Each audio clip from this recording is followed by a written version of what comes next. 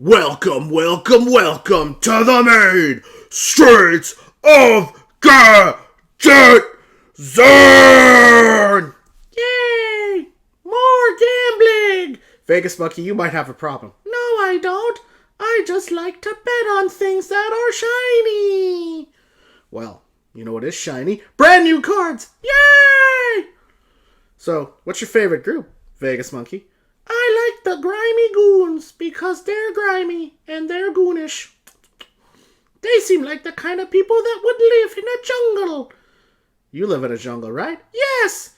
It is a fabricated jungle in the MGM where the other lions stay, and I don't like them very much. And I don't like Siegfried and Roy because they're dicks. That's right, they are dicks to you. But now I live with you, so it's awesome.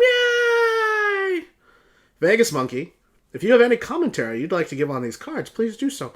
Oh, I will.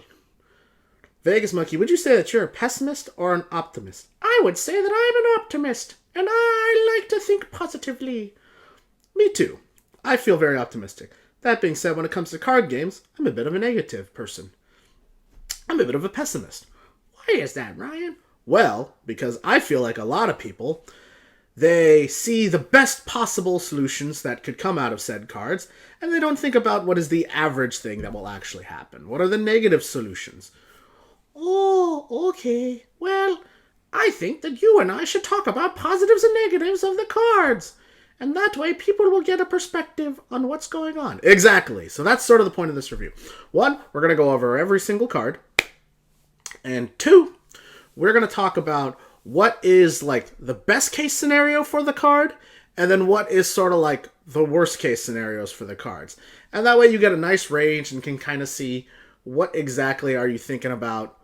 And also like when, you know, because if you play your card in the absolute best situation, the likelihood of that situation coming up is actually relatively low.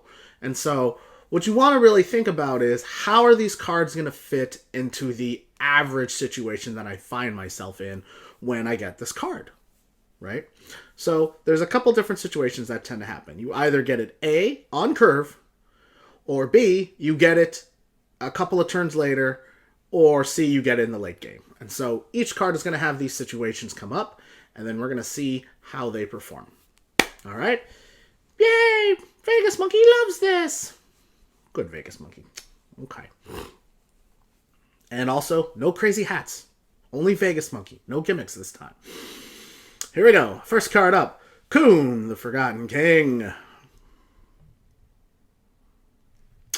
So, best case scenario for Coon, the Forgotten King. You get this right on turn 10. You have a shit ton of cards in your hand.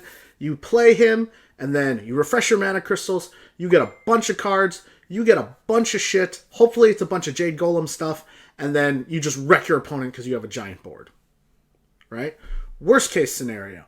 You're getting your ass kicked. You play him on turn 10. You need to get the armor. And then the armor doesn't save you because your opponent already has a large board.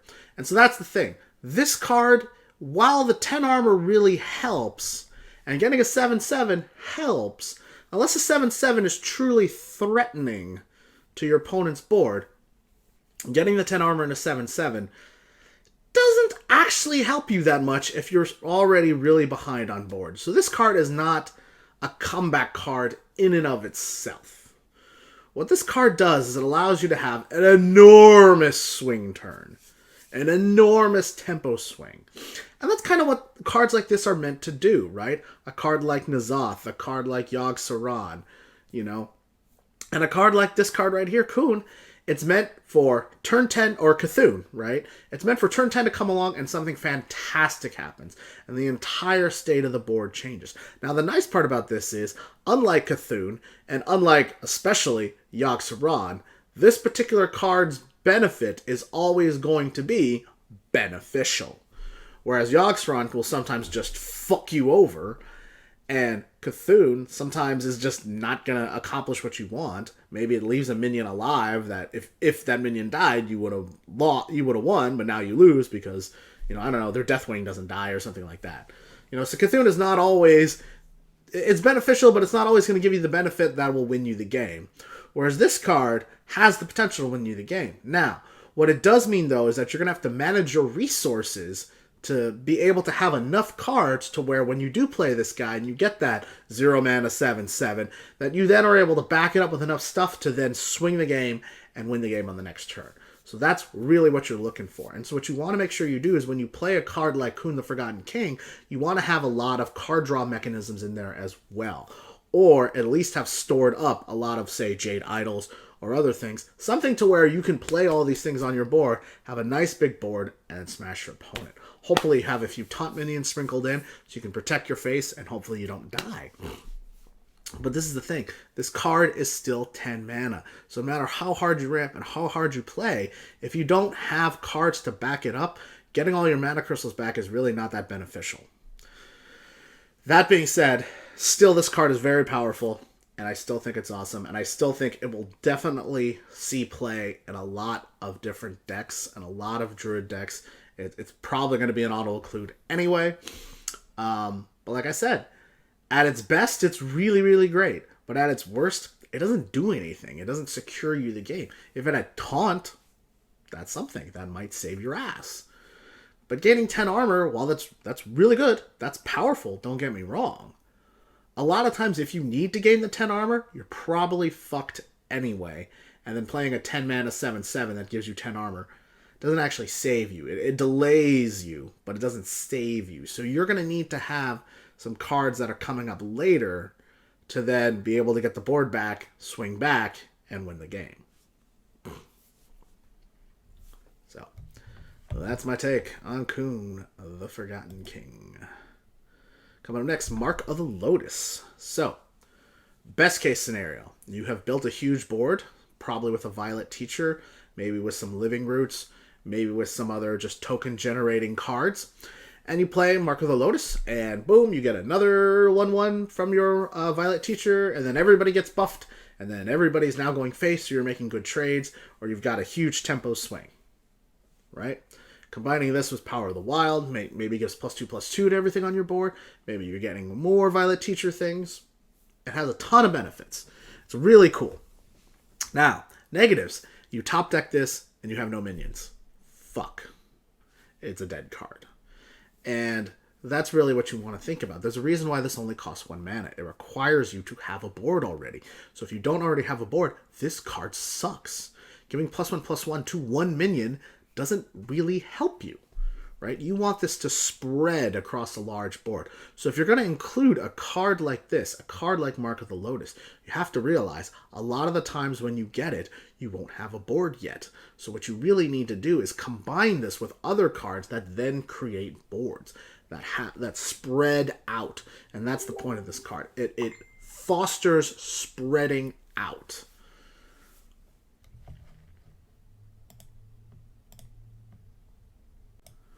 So that's the problem with this card. You really need to have a board state set up to then utilize this card as effectively as possible.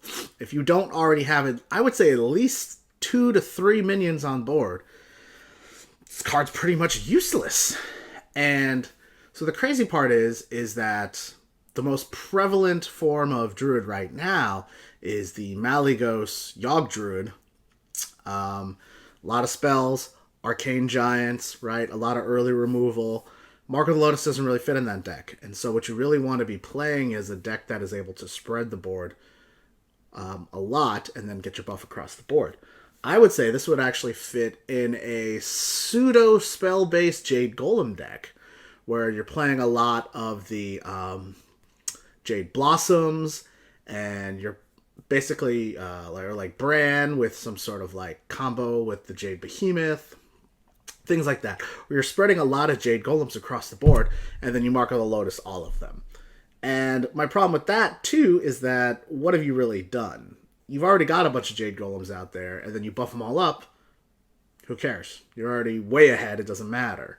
And so this card furthers your win condition, but it is not a win condition in and of itself. This card makes whatever you're trying to do better, but it's not something that's just going to win you the game by itself. But it's a 1-drop. It's a 1-cost spell. I don't expect it to do that. But realize that the drawbacks of this card are you must have a board already. in order to make it effective. And so quite honestly, I don't know how much play this is going to see unless you are creating a token druid style of deck. So, moving on. Pilfered Power. I'll be honest, when I first saw this card, my first reaction was flipping out, because I thought this card was great. Gain an empty mana crystal for each friendly minion. You know, if you have 2 minions on board and you play this card, boom, 2 mana crystals. Score. So, if you curve out, play something on turn 1, play something on turn 2, and they both live, and you play Pilfered Power, bam! You've gone from 3 mana to 6 mana on the next turn. Because you gain 2, and then you gain your automatic 1 on the following turn. Now, what does that allow you to do? Obviously, it'll allow you to play your Sylvanas, it'll allow you to play your Emperor Thaurissan, it'll allow you to play all the big, awesome solid 6 drops, maybe even a Moonglade Portal, who knows? There's excellent plays for Druid on turns 5 and turn 6. So I figured this would be a really good card. And this would be a very good card in a token-style Druid. Now, here's my problem. A token-style Druid isn't really looking to ramp, per se. It's nice. It's nice to have, you know. And maybe this will allow you to ramp from turn 3 to turn 6 and then play Violet Teacher and then cast a couple of cheapy spells, you know, with your extra 2 mana, maybe even Innervate, and then now you're building a nice board, which is going to be really hard to counter on turn 4 or turn 5. Well, the problem is the Cabal classes got a lot of good removals. Why are you being so negative? Token Druid is cool. I love it. I love this card. I love you too, Vegas Monkey. I said I love the card, not you. You can go fuck yourself. Shut up! Get off my neck. No! I still love you too. So, problem with Pilfered Power. It's very, very difficult to set up in order to get more than just 1 mana crystal. You have to you have to tempo out very hard. If you can Living Roots on 1, and then play some sort of 2-drop minion that gets you 2 bodies, and they all live, Pilfered Power then becomes 3 mana, gain 4 empty mana crystals. That's best case. Best case. But the problem is, and in all likelihood, Pilfered Power is getting you 1 mana crystal tops. 1 mana crystal, maybe 2. And the problem, too, is in order to set this up to get those 2 mana crystals, it may not happen until turn 4, turn 5, turn 6. And then it's not really that important that you ramp from turn 6 or 7 to turn 9 or 10. I mean, it helps. It's great. Now, if you can ramp to Coon, now we're talking. See, these are best case scenarios. If you can ramp to something enormous, that's great. So what you actually may see is not a pure token Druid. What I think you're going to see is you're going to see an early game token Druid with big, powerful late game drops later. And this is where I think Madame Goya is going to be really, really good. So what you're going to do is you're going to have a bunch of token generating shit in the early game. Madame Goya on turn 6 takes one of those tokens out, brings in a Ragnaros, brings in a Coon, brings in something huge. And then that's going to get you the board. And that's going to happen on your turns, on your mana crystal turn 6. But in actuality, it's going to be like turn 4 because Pilfered Power allowed you to ramp to that. So I could see this card being a cornerstone in a token / hella big shit deck. A combination of token and Astral Communion Druid. I could absolutely see, and Pilfered Power being a huge part of that. And you may not even play Astral Communion anymore, because you may not need it, because you have a card like this. So, that's best case scenario. Worst case scenario, you have no minions, and this card is a dead card. And this card becomes a dead card for a long time, because you're not able to tempo out, and you're not able to maintain a board. And that's always been a problem with Druid. It's been hard for Druids to maintain early game boards. So, will they be able to do that in this expansion? Not really. They haven't really been given a lot of good cards to tempo out early with. So, the only way for Pilfered Power to be really good is to either have minions that spread or minions that have stealth. So here's the other thing that I thought of. My thinking was, if you can play Worgen Infiltrator on 1, Druid of the Saber on 2, Pilfer Power on 3, get the mana crystals, and then attack with those guys.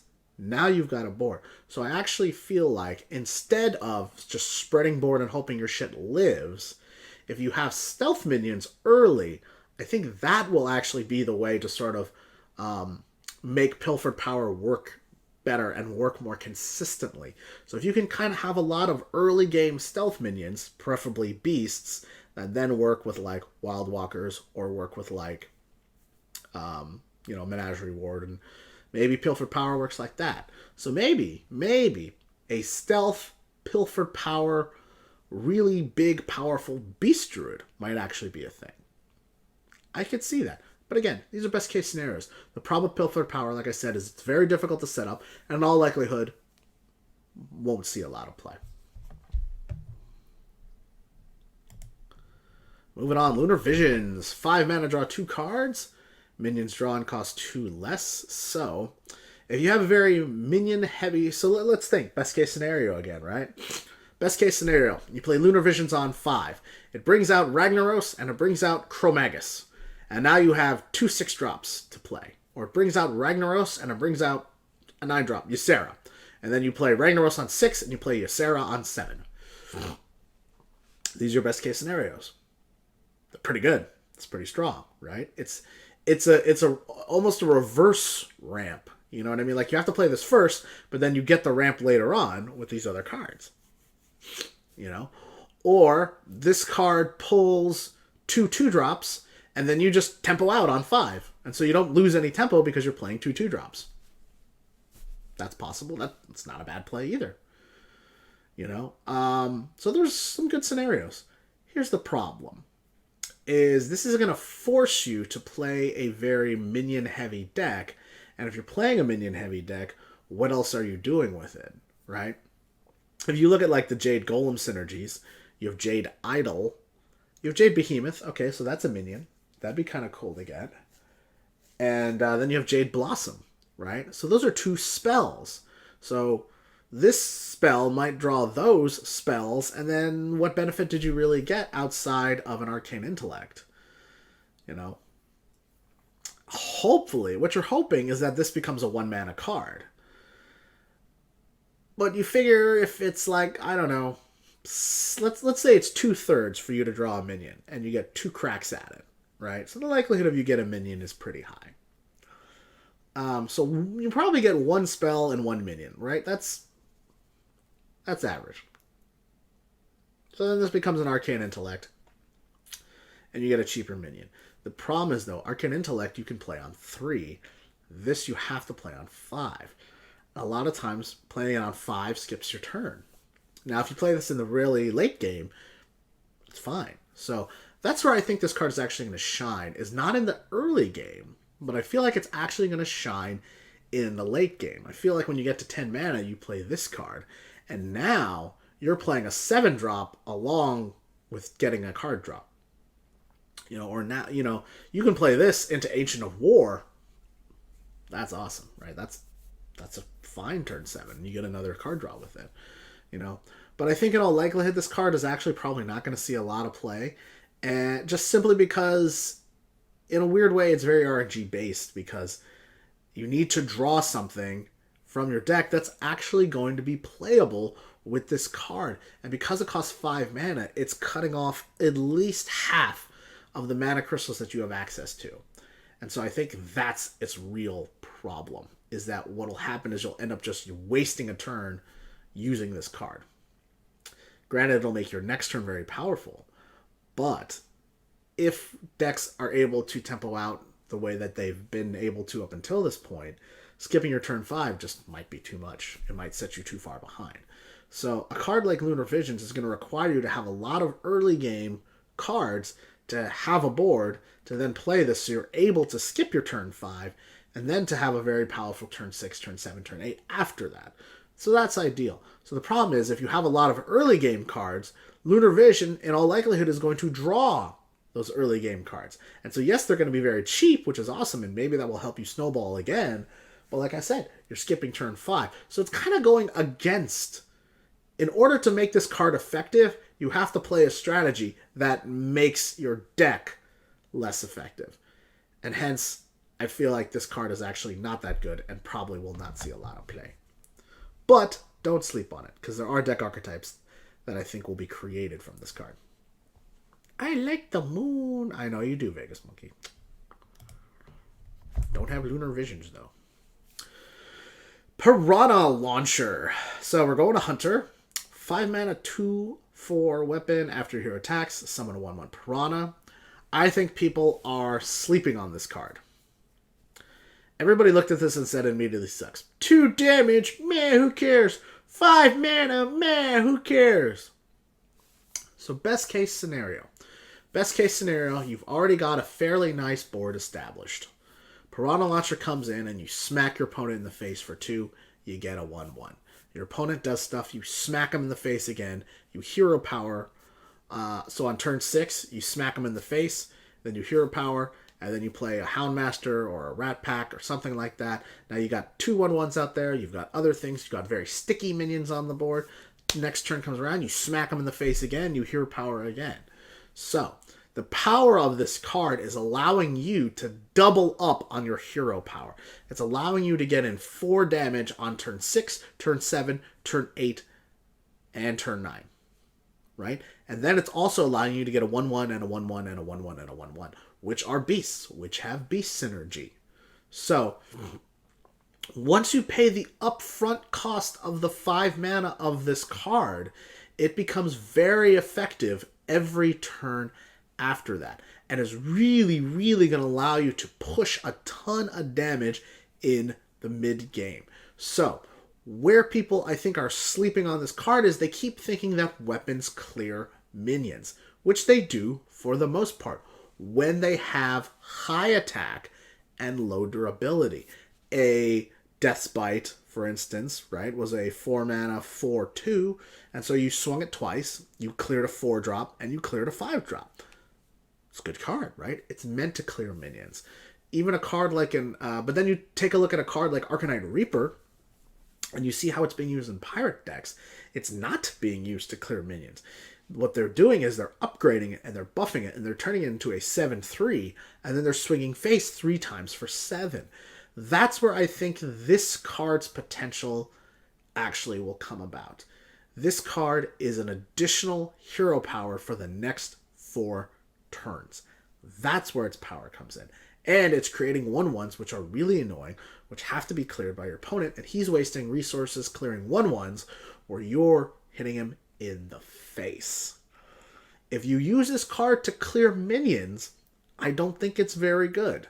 I think it's a card, because its attack power is just not that strong. And so the additional 2 damage means you're going to have to use other minions to hit in. You're playing Hunter. This is not Warrior. This is not Paladin. It's Hunter. Hunters go face. This card, if used as a face card, will be very good. This card will allow you to spread the board, for one thing, right? You're going to continue to get minions on the board. You know, if you can play Highmane on the next turn, if you can play Princess Huhuran coming up, there's going to be a lot of good synergies. And this particular card, even just as a one-of, will allow you to really push a ton of extra face damage. What was the true power of Glaive Zuka? The true power of Glaive Zuka was that it gave you a very early game weapon to then clear the board. Well, what's the power of Eaglehorn Bow? The power of Eaglehorn Bow is not to clear minions. It's just to give you an additional 3 face damage. That was its purpose. That's what Glaive Zuka and Eaglehorn Bow's purpose was in the face hunter decks, was just to go face, to give you extra damage, to pack more punch in those turns. That's what this card is going to allow you to do. Now, yes, it costs 5 mana. Yes, it's more of a mid-range card. But you got to realize, like I said, turn 6, turn 7, turn 8, and turn 9 are going to get you 2 extra damage, potentially even more because of the piranhas. And that's the purpose of this card. This card signals time to go face. So, that's where I feel like it's most powerful. Negatives. It does require you to pay 5 mana and have a relatively poor turn 5. However, if you've already established a nice board, That's not going to matter. If you don't have a good board, if you've lost your board, Piranha Launcher is not getting you your board back. And that's a problem. Piranha Launcher is a closer. It's meant to close you out. And if you don't already have a board, this card sucks because it is not getting you the board back. It is too much mana and too little attack to allow you to get your board back. So that's why I think this card is actually going to be played in very mid-range, aggressive Hunter decks that are looking to close you out before turn 9. Close you out on turn 9 or before. Right? And so like I said, this card will signal go into face. But if you don't do it, this card will suck. So, depending upon what kind of builds you are able to build in Hunter, this card may see a lot of play. This card may see no play. And my guess is, because of the buff nature of Hunter now, it will probably see no play. But I do think this card will be a very good addition to some of the already existing Hunter archetypes. Moving on, Manic Soulcaster, 3 mana, 3/4. Mage card, battle cry, choose a friendly minion, shuffle a copy into your deck. So, best case scenarios, you play Reno, you copy it, you get it back in your deck, you get another Reno. You play Inkmaster Solia, you copy it, you get it back in your deck. Hooray. You play Kazakus, you play Manic Soulcaster, you get it back in your deck. Hooray. Problem is, though, this is a 3 mana, 3/4. And you're going to need, but it's not a 3-drop. It's not something you just want to play on 3, even though you could. The whole purpose of this card is to get back some of the cards that are not duplicated in your deck because you're playing a duplicated deck. So this is actually a late game card. This is a card where you're like I said, you're going to play it with Reno and you're going to copy Reno. You're going to play it with Inkmaster Solia and you're going to copy Inkmaster Solia. That's the purpose of this card. It is a late game card that is also has a pretty good body and is able to squeeze in with all the big legendary cards that you're going to want to get back. The problem is, if you're playing a deck like that, you're only going to run one of these. And so the likelihood of you having it also with Inkmaster Solia is very low. It's going to require you to get 2 specific cards on turn 7 and to also have something like a Firelens Portal, which would combo with Inkmaster Solia. So if you can get that combo off, great. But the problem with only having one-ofs in your deck means it's very, very difficult to draw all these cards at the same time. And it's that inconsistency that I think sinks this card. So that's the problem, is worst case scenario, you're just never going to draw the 2 together. You're sitting there trying to make this combo happen, and you're waiting, and your opponent just beats you down. And with some of the Grimy Goons decks that will swing like crazy right around the mid-game, you may not have time. And if you don't have time, you're going to get run over. And that's why I think the problem with a lot of these Cabal decks is they're probably going to get run over a lot. And if they do, this card's terrible, and this card is going to contribute to the problem of getting run over. I like this card. I think it's cool. I like getting 2 Renos. Like I said, you need to have Reno, and you need to have this card. Well, why don't you use it in decks that don't have Reno? Use it in Secrets Mage. You've got a point, Vegas Monkey. What if we use it in Secrets Mage? What are we copying? That's the problem. Secrets Mage doesn't have a lot of things that I'd want to copy. What am I going to copy? The Cabal Crystal Runner? Yay. A Curator Mage? Yay. Maybe an Archmage Antonidas? Okay, I could see that. Maybe a Ronin? Alright. That makes sense. But again, late game cards. Big buff cards. Big legendaries is what you're going to want to copy with this. And so you're not playing on a turn 3. And so if you draw this on turn 3, you might be tempted to hold on to it, and then you're sort of wasting turns in the early game. But if you're wasting turns in the early game, you might just get run over. So I do think this is a good card, but again, it is a late game card. It is a card that you're going to have to hold, and you're not going to build a deck around this, but it's going to be addition to decks that play a lot of one-ofs and play a lot of duplicates. And even in Secrets Mage, I just don't know if this card is going to see a ton of play. It would not shock me to see it be a one of in Reno decks, but I think that's kind of it. And honestly, I don't think I don't think the effect is going to happen enough to where you're going to want to play this card, or to where it's going to be an auto include. So I do think it's a good card. I do think it will see some play, but it might get phased out. And it wouldn't shock me if it did.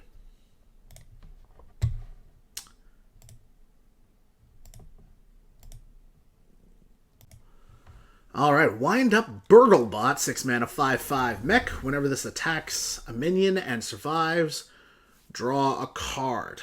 So, best case scenario. You're playing this in your Grimy Goons deck. You have buffed this card to a 7/7 and 8/8, whatever. You drop it, it attacks, you get a card. You play this in your Grimy Goons Warrior deck. You give it charge, it attacks, draws you a card. The problem with this card is there's so many conditions on it. It has to attack a minion, it has to live, and then it draws you a card. So there's so many times where you're going to play this card on 6, and it's just going to die. And it's never going to get a chance to attack because it is too weak of a body. It is a 5/5 on 6, which is not good. 5/5 and 5 is fine. So I think they overcosted this to the point to where it's not going to see a lot of play. A lot of people have called this the worst card in the set. I don't think so. That being said, I think it's a very, very difficult card to pull off. So, like I said, I can see positives. But I just think that because of the very, very situational nature of this card, it's probably just going to be 100 dust.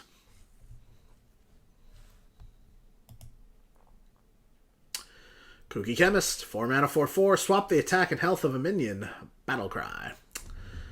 So it is like I said, a crazed alchemist on steroids. So it's a little buffer and has the flip effect. Now, best case scenario, you're playing some sort of Kooky Priest deck that plays 2 Confuses, 2 Crazed Alchemists, 2 Kooky Chemists, 2 Pint-Sized Potions, 2 Shadow Manuses, 2 Potion of Manuses, Thought Steals, Mind Controls, stuff like that. So basically, you're stealing your opponent's stuff, and you're flipping stuff and killing it, and you're playing Hosen Healers and Alkanized Soul Priests, and Embrace the Shadows, and you're very, very control-y, flippy style priest. Could that work? Yeah, I could see it work. I could see it being a deck.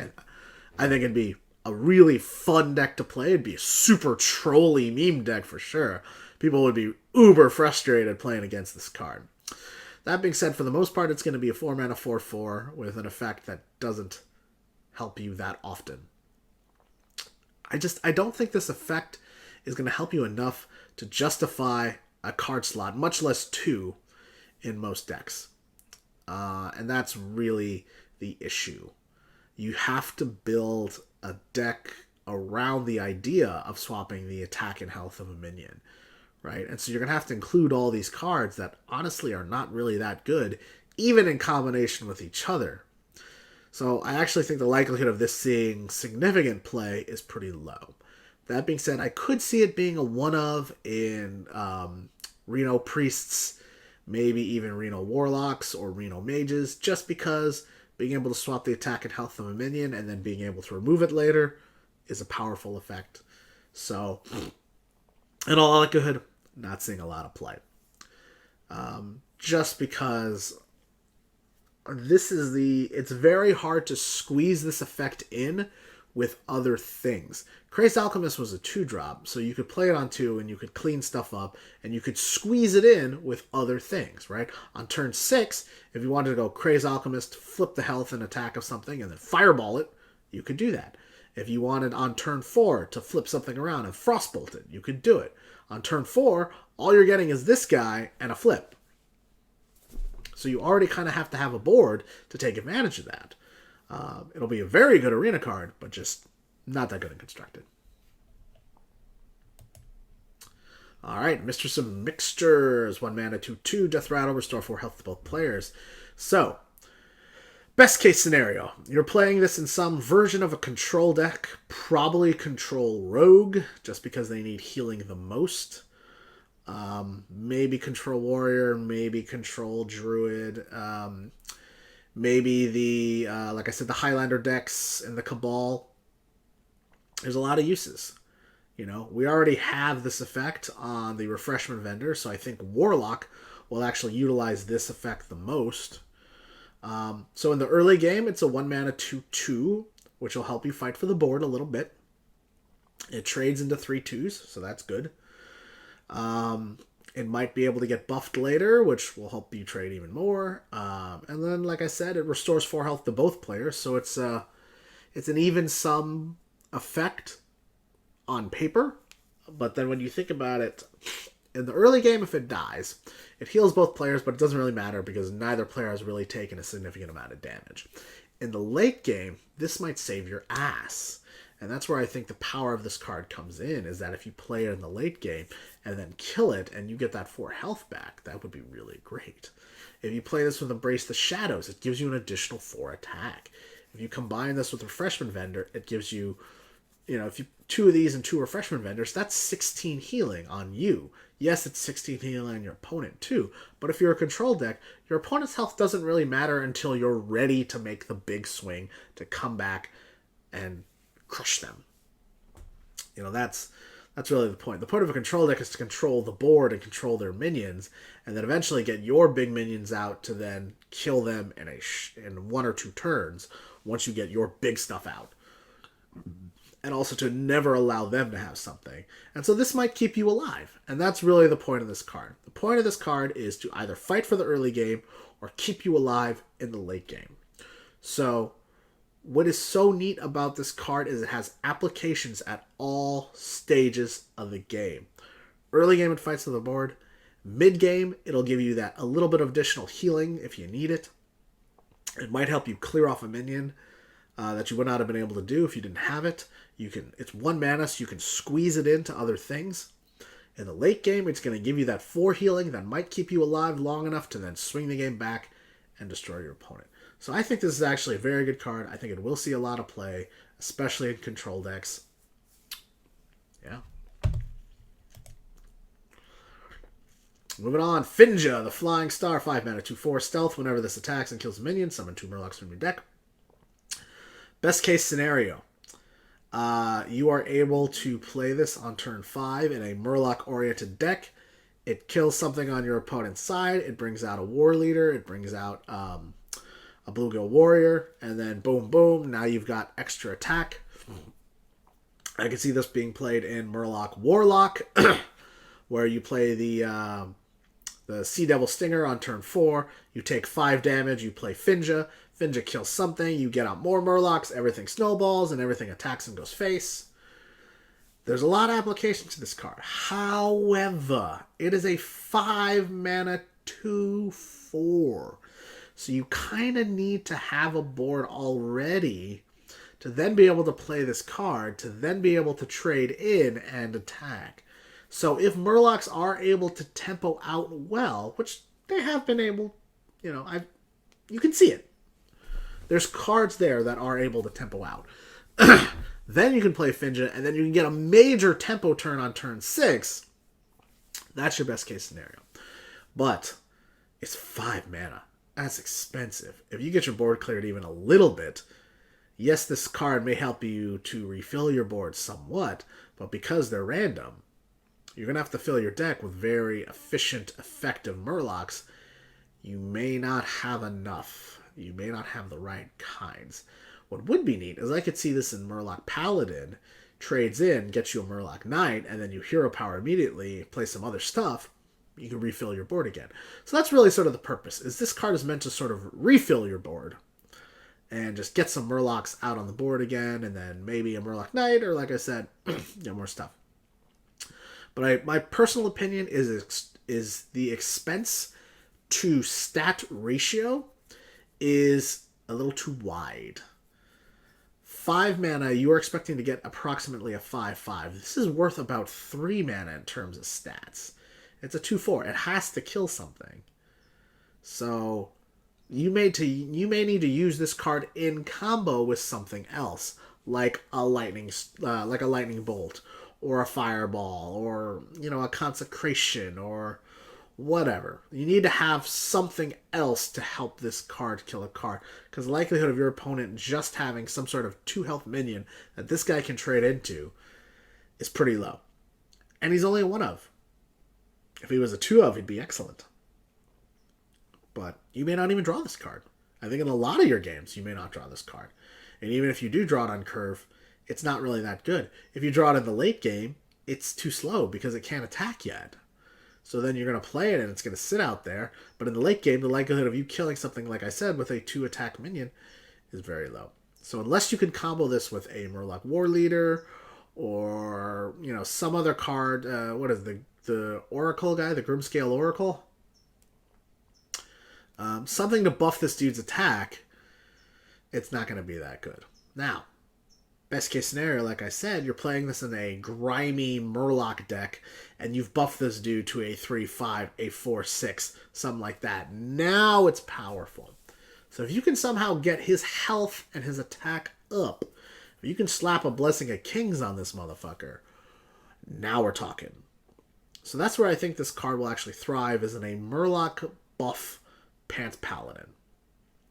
But I think in all likelihood it will not see a ton of play, and I don't think this is going to make a Murloc deck work. But it could. I think if Murloc decks can work, this is a card that will be an auto-include in them. If Murloc decks end up not being that good, it's not going to work. Fel Orc Soul Fiend, 3 mana, 3/7. At the start of your turn, deal 2 damage to this minion. So it's a 3 mana, 3/5, essentially, which is really good stats-wise, right? That's just as good as a Blackwing Corruptor. That's just as good as a Silithid Swarmer, who has a really big disadvantage. So, like I said, this card is actually quite good.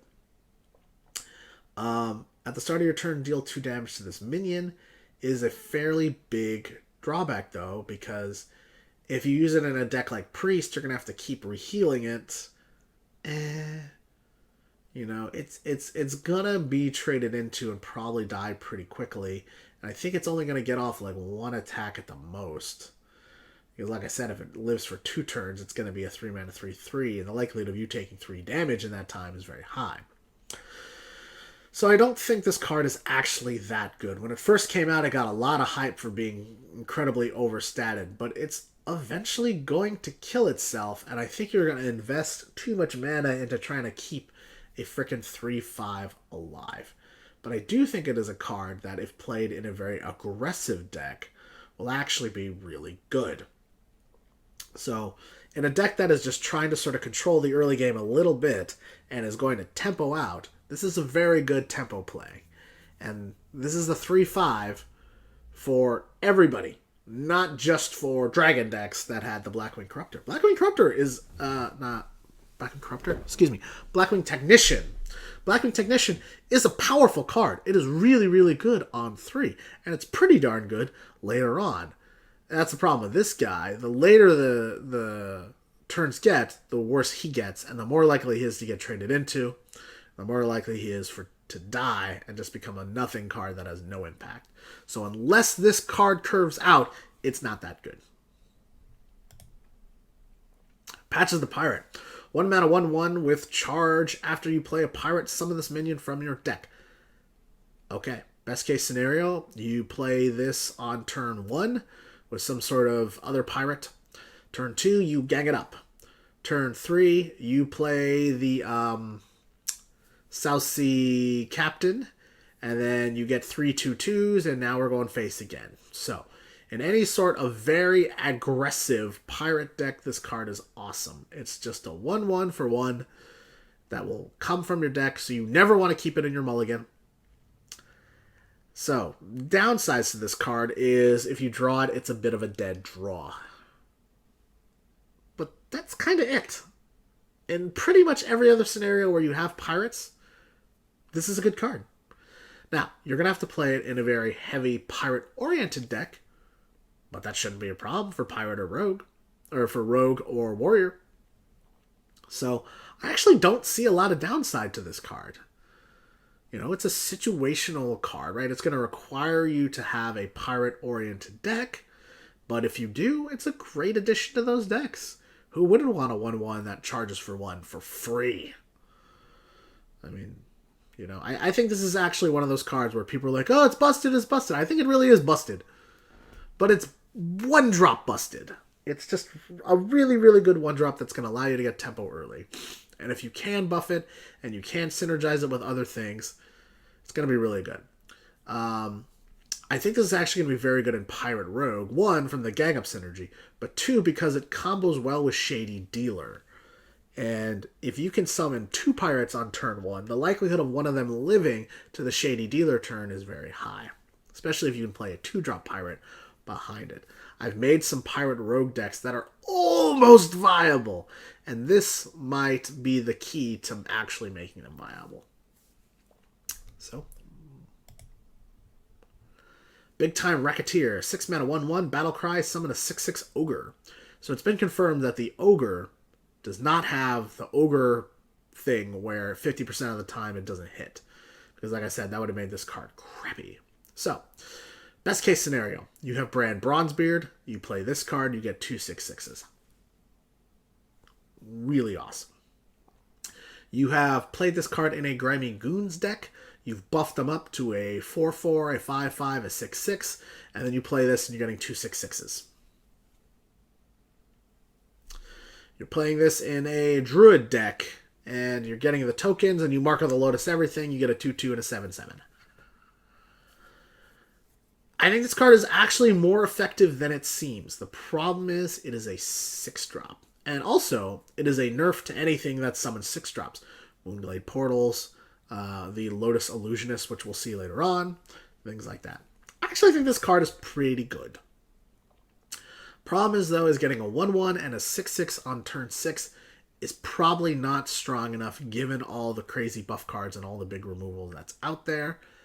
And so, my problem is just the 1/1 is just going to die very quickly, and then you're left with a 6/6 for 6. That's okay, but you kind of want more out of your mana, and I don't think this card is enough. Now, the nice part is this is a common card. So if you are a new player and you're new to Hearthstone, or you just don't have a whole lot of cards, this is an excellent 6-drop. If you're making budget decks, this is a killer budget deck card. I would love this in a budget deck card. But in competitive, constructive play, I honestly don't think it's going to see a lot of play. But there is a lot of combo potential here. This is definitely a card that's going to need some experimentation, is going to be played with, and I'll be that guy. Second Rate Bruiser, 5 mana 4/5 taunt, costs 2 less if your opponent has at least 3 minions. So, this is good against Zoo. This is pretty good against Shaman. Is this going to be a 2-of in your decks? Probably not, because half the time it's going to be a 5 mana 4/5 taunt, and that really doesn't do much. But I do like the stat distribution. I do like the fact that it's taunt. It's going to be a very good arena card. And if the meta does get very aggressive, it's a pretty darn good card for 3 mana. Are you going to be able to play it on curve for 3 mana and get a 3 mana 4/5? Probably not. But you should be able to play this somewhere between turn 4 and turn 6 and have it be a nice value play. Are you going to want to let your opponent get enough minions to where you can play this guy for cheap? I don't think so. You're better off served just removing his stuff and then playing this later on. And quite honestly, even if your opponent has 3 2/2s, this card is not... Well, this card is good against 3 2/2s. You know, like I said, it's good against Zoo. It's good against Zoo-style decks that play a bunch of cheap minions. But it's just not going to be good against 3 relatively good-sized minions. So, I don't think this is going to see a lot of play. I think the situation that it comes up in, this card is at best a stall. It's not a card that's going to help swing back, even though it does have taunt. Friendly Bartender, 2 mana 2/3. At the end of your turn, restore 1 health to your hero. I feel like this effect is pretty darn weak. 1 health You know, yay, I get 1 health. Yay, I get a 2/3. So it's probably going to be good in Arena. I just don't see it seeing constructive play. There's just too many other really powerful 2-drops and too many other big effects. Best case scenario, this guy lives for a long time and heals you up for a lot. And you get a lot of value. In Warlock, it could give you more taps. In Rogue, this might be enough health to keep you alive. It might allow you to get a few more swings in where you weren't able to do it before. But I just think there's too many cards that are too powerful for this card to see a lot of play. Good Arena card, though. Mean Street Marshal. 1 mana, 1/2 Death Rattle. If its minion has 2 or more attack, draw a card. So this card is going to scale very well with buffs. It's a 1 mana card, so it plays very well with small-time recruits. It's a Death Rattle, so this also works with Abusive Sergeant.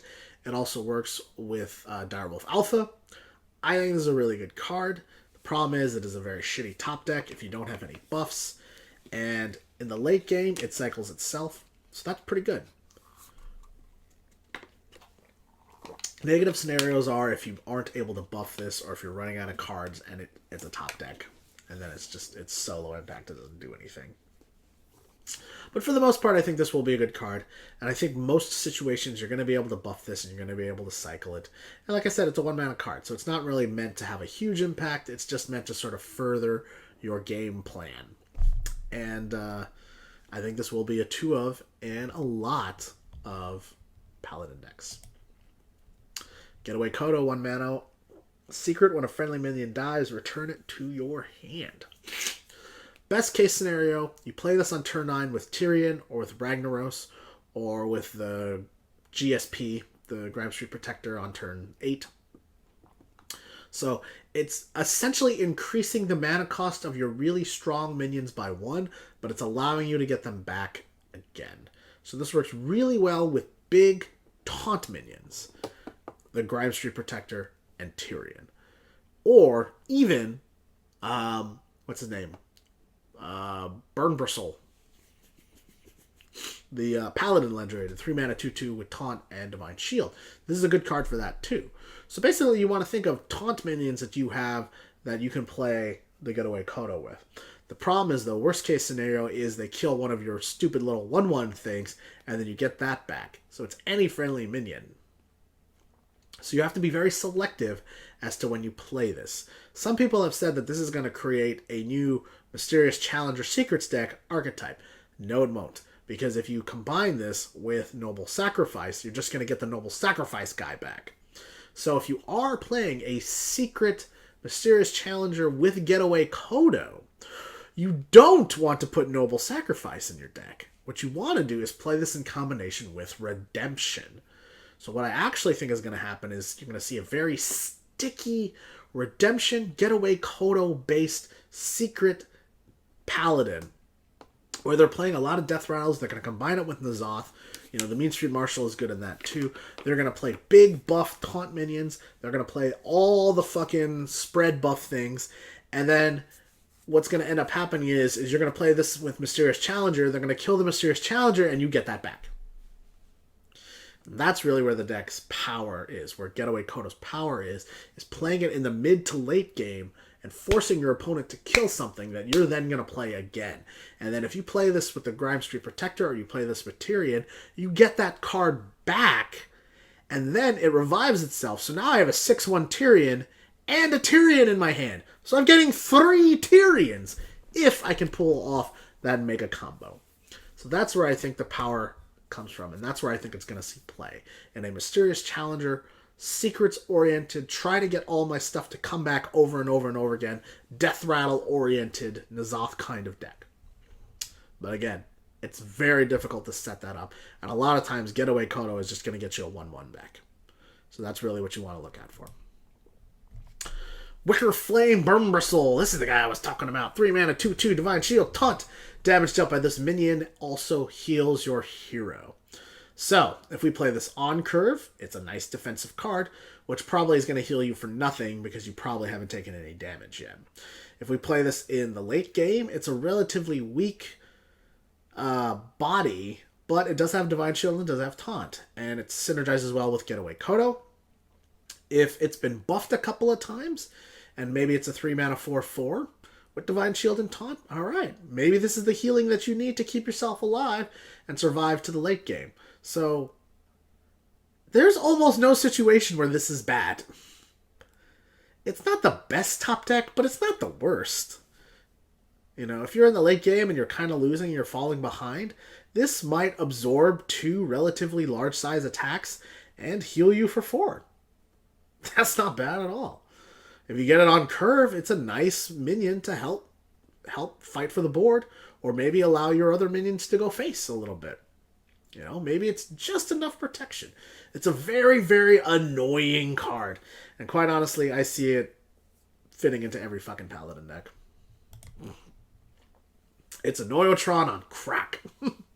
Small time recruits, 3 mana. Draw 3 1-cost minions from your deck. So, if you're playing a lot of 1-cost minions, you're probably playing a very aggressive Paladin-oriented Paladin deck. And this card is going to have a lot of good synergy with Grime Street Outfitter, with Smuggler's Run, with the Grime Street Enforcer. So you get, 3/1/1s, and then you buff all of them, and now they're coming out, and they're coming out strong. So I think that's really good.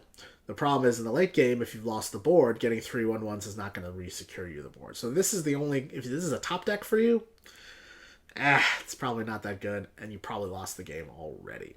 So this card is meant, like I said, to further your plan. This card is meant for you to just refill your hand and keep buffing stuff and keep dropping minions and hopefully overwhelm your opponent. That's the plan. If you have lost the board already, this card is not helping you get it back. It is allowing you to play 3/1/1s, but by that point, if you've lost the board, you're probably already beat. So you need to make sure that this card is in a deck that never loses the board, that is always playing minions, that is always dropping stuff, that is continuing to flood, reflood, attack. And so, while I do think it will see play, it's going to require a deck that is very streamlined to make this card very effective. And if you just kind of toss it into a deck that has some 1/1s, that's not good enough. You have to really make sure that you know what 1/1s you're getting, exactly what they're doing, the odds of each one, and play to their strengths. And, the question is, are you playing this to then just play a bunch of 1/1s, or are you playing this to then get the 1/1s in your hand and buff them up? Which is where I think this card has its biggest strengths. I actually think you're going to see a Paladin deck that has, 8 1/1s, and then a bunch of mid to late game stuff. Like 8 1/1s, and then, Wicker Flame, Burn Bristle, and a bunch of 4, 5, 6, 7, and 8 drops. And then a bunch of buffs. And that's really it. And then you're just going to play this and then buff the 1/1s and then drop them all. But like I said, if you get this, if you don't have a board, this card is terrible. If you do have a board, this card is going to allow you to further that board and continue to push. So it's all or nothing with this card. Potion of Madness. Gain control of an enemy minion with 2 or less attack until the end of the turn. It's a 1-mana card, so it's way better costed than Shadow Madness. Best case scenario. Your opponent plays a 1-drop with 2 attack. You play nothing. Your opponent plays a 3/2. You play Potion of Madness and steal the 2/1 and trade it into the 3/2, thereby killing 2 of his cards for only 1 of your card. Maybe one of those cards has a death rattle that is beneficial to you. Awesome. Maybe in the later game, this is the card that allows you to get just enough trade. Awesome. You steal a Bloodmage Thalnos, you get a card draw. You steal a Loot Hoarder, you get a card draw. So there's a lot of applications, right? You combine this with pint-sized potion, and you steal your opponent's 5/5 and bring it onto your board, or you steal their Sylvanas, bring it on your board, kill it, and steal a minion. Awesome. Right? So it has a lot of applications. The problem is, like I said, getting a minion with 2 attack or less to your side is not really that impactful. This is a 1-drop card. Is this going to be a 2 of? Maybe, maybe not. It's a terrible top deck if your opponent just doesn't have it. If your opponent is not playing weak enough minions, this card sucks.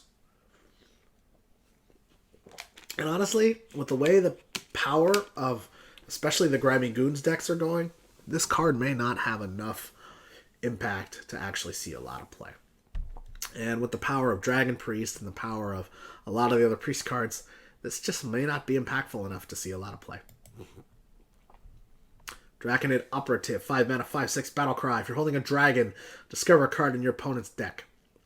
So, worst case scenario, you play this on 5 with no dragon in your hand, and it's a 5 mana, 5/6. Worst case scenario is to play this in the late game with no dragon in your hand, and then it's a 5/6 at a time where 5/6s aren't really that strong. That's bad. But that's kind of it. You play this on turn 10 and you're out of cards, this card is not that good. If you play this on turn 10 and you have at least one dragon in your hand, then you get to discover a card in your opponent's deck. So why is that so good? Well, one, if they put it in their deck, it's probably good. So this is half a thought steal, along with a 5 mana, 5/6 body that is very well statted for 5 mana. 2, it gives you intel into what your opponent's playing. And so you know what's in their deck, and then you also know that those cards are not in their hand.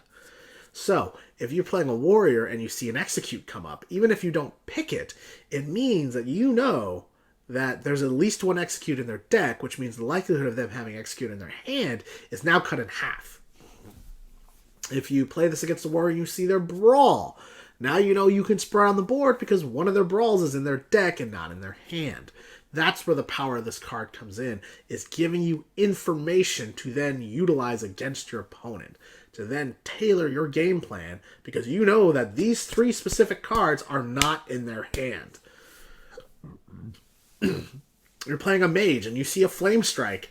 You know that Flame Strike is in their deck and not in their hand, and maybe if they're only running 1, you don't have to worry about Flame Strike anymore. Powerful card. Really good card. Excellent card. 2 of in Dragon Priest. However, if you're not playing a dragon-based deck, this card is not that good, and you're better off just playing a Pit Fighter. Cabal Talon Priest, 3 mana, 3/4. Battle Cry, give a friendly minion +3 health.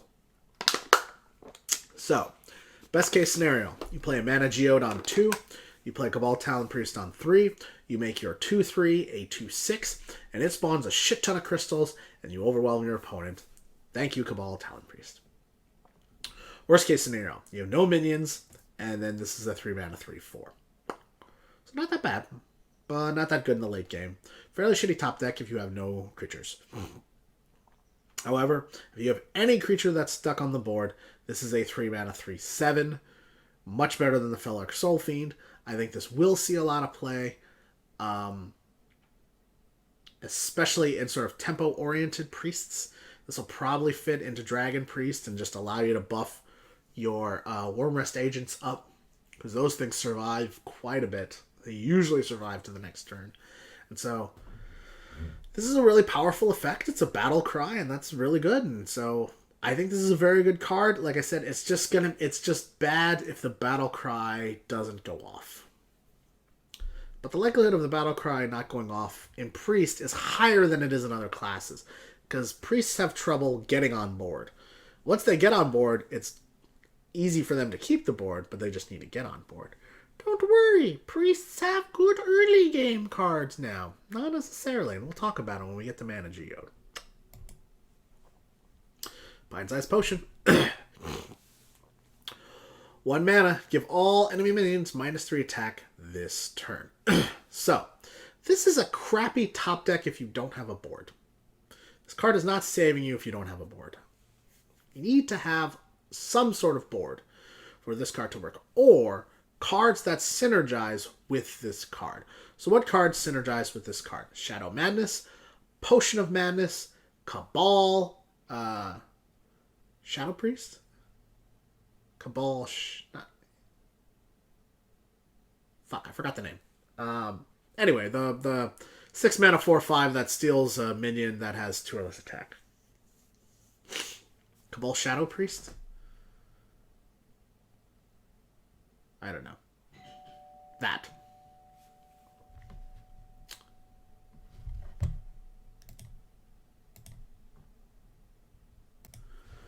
So that's kind of what you're looking to do. You're looking to combo this card. If you have a board and you play this card, that's going to allow you to make good trades, maybe clear your opponent's board, and then Circle of Healing, and then boom! Now all your guys are back, right? Like I said, it's going to allow you to maybe potentially steal your opponent's Sylvanas if combined with other cards. But this card is not good on its own. It's a terrible top deck. It's a terrible card if you don't have a board. It's a terrible card if you don't have other cards to work with it. So if you're going to play this card and put it in your deck, you need to have it synergize with those other cards. And so negative scenarios are really, really, really bad with this card. This card does fucking nothing if you're behind. But if you're even, or you have cards that synergize with it, then this card is powerful. Then it has some good effects. I think it actually will see quite a bit of play, but it's going to require you to have a bunch of cards that synergize with it. And the problem with that much synergy is if you don't draw it together, it's not going to work. Dragonfire Potion. Where's my water at? There it is. Dragonfire Potion. This card is BOOM! 6 mana, deal 5 damage to all minions except dragons. Wow. So when I first saw this card, I thought it was fucking incredible. I thought it was amazing. I thought it was one of the best cards of the set. And the more that I've thought about it, the more that it is fucking amazing, and the more that it is one of the best cards in the set. And guess what? So, obviously incredibly powerful in Dragon Priest. That being said, if Dragon Priest is powerful, there might be other dragon decks that are powerful, and then this card is less effective because it's killing less dragons. Already we're seeing the return of the Twilight Drake. The 4-mana 4/1 that gets +1 health for every card in your hand. We're seeing the return of the Twilight Drake. We're seeing Twilight Guardians are being played a lot. Those are very strong cards. Dragon Warrior is still a thing. Dragon Rogue is starting to become a thing. So, if dragon decks become more popular, then I think Dragonfire Potion will be less effective because you won't be clearing off your opponent's board like you want. And let's face it, there are a fairly significant number of cards in Dragon Priest that aren't dragons. And if that's the case, then Dragonfire Potion would kill them too. But that's okay. You're playing Dragon Priest. If you play Dragon Priest, this card is amazing. Clear your opponent's board and don't hit your own board. Yes, that's very true. So what you probably are going to see, and this is my guess, is that Dragon something is pretty much going to be relegated to Priest. Priest is probably going to be the only dragon deck that you will see, because I just don't think it's going to be that effective in other decks. And they've given them specific dragon boosting synergies. They really want to make Dragon Priest strong, and this is probably going to be the predominant Priest archetype. And if that's the case, if Dragon Priest is the best dragon version of any deck, why would you play the other dragon versions? Dragon Warrior has already kind of fallen by the wayside because of the nerf, to execute.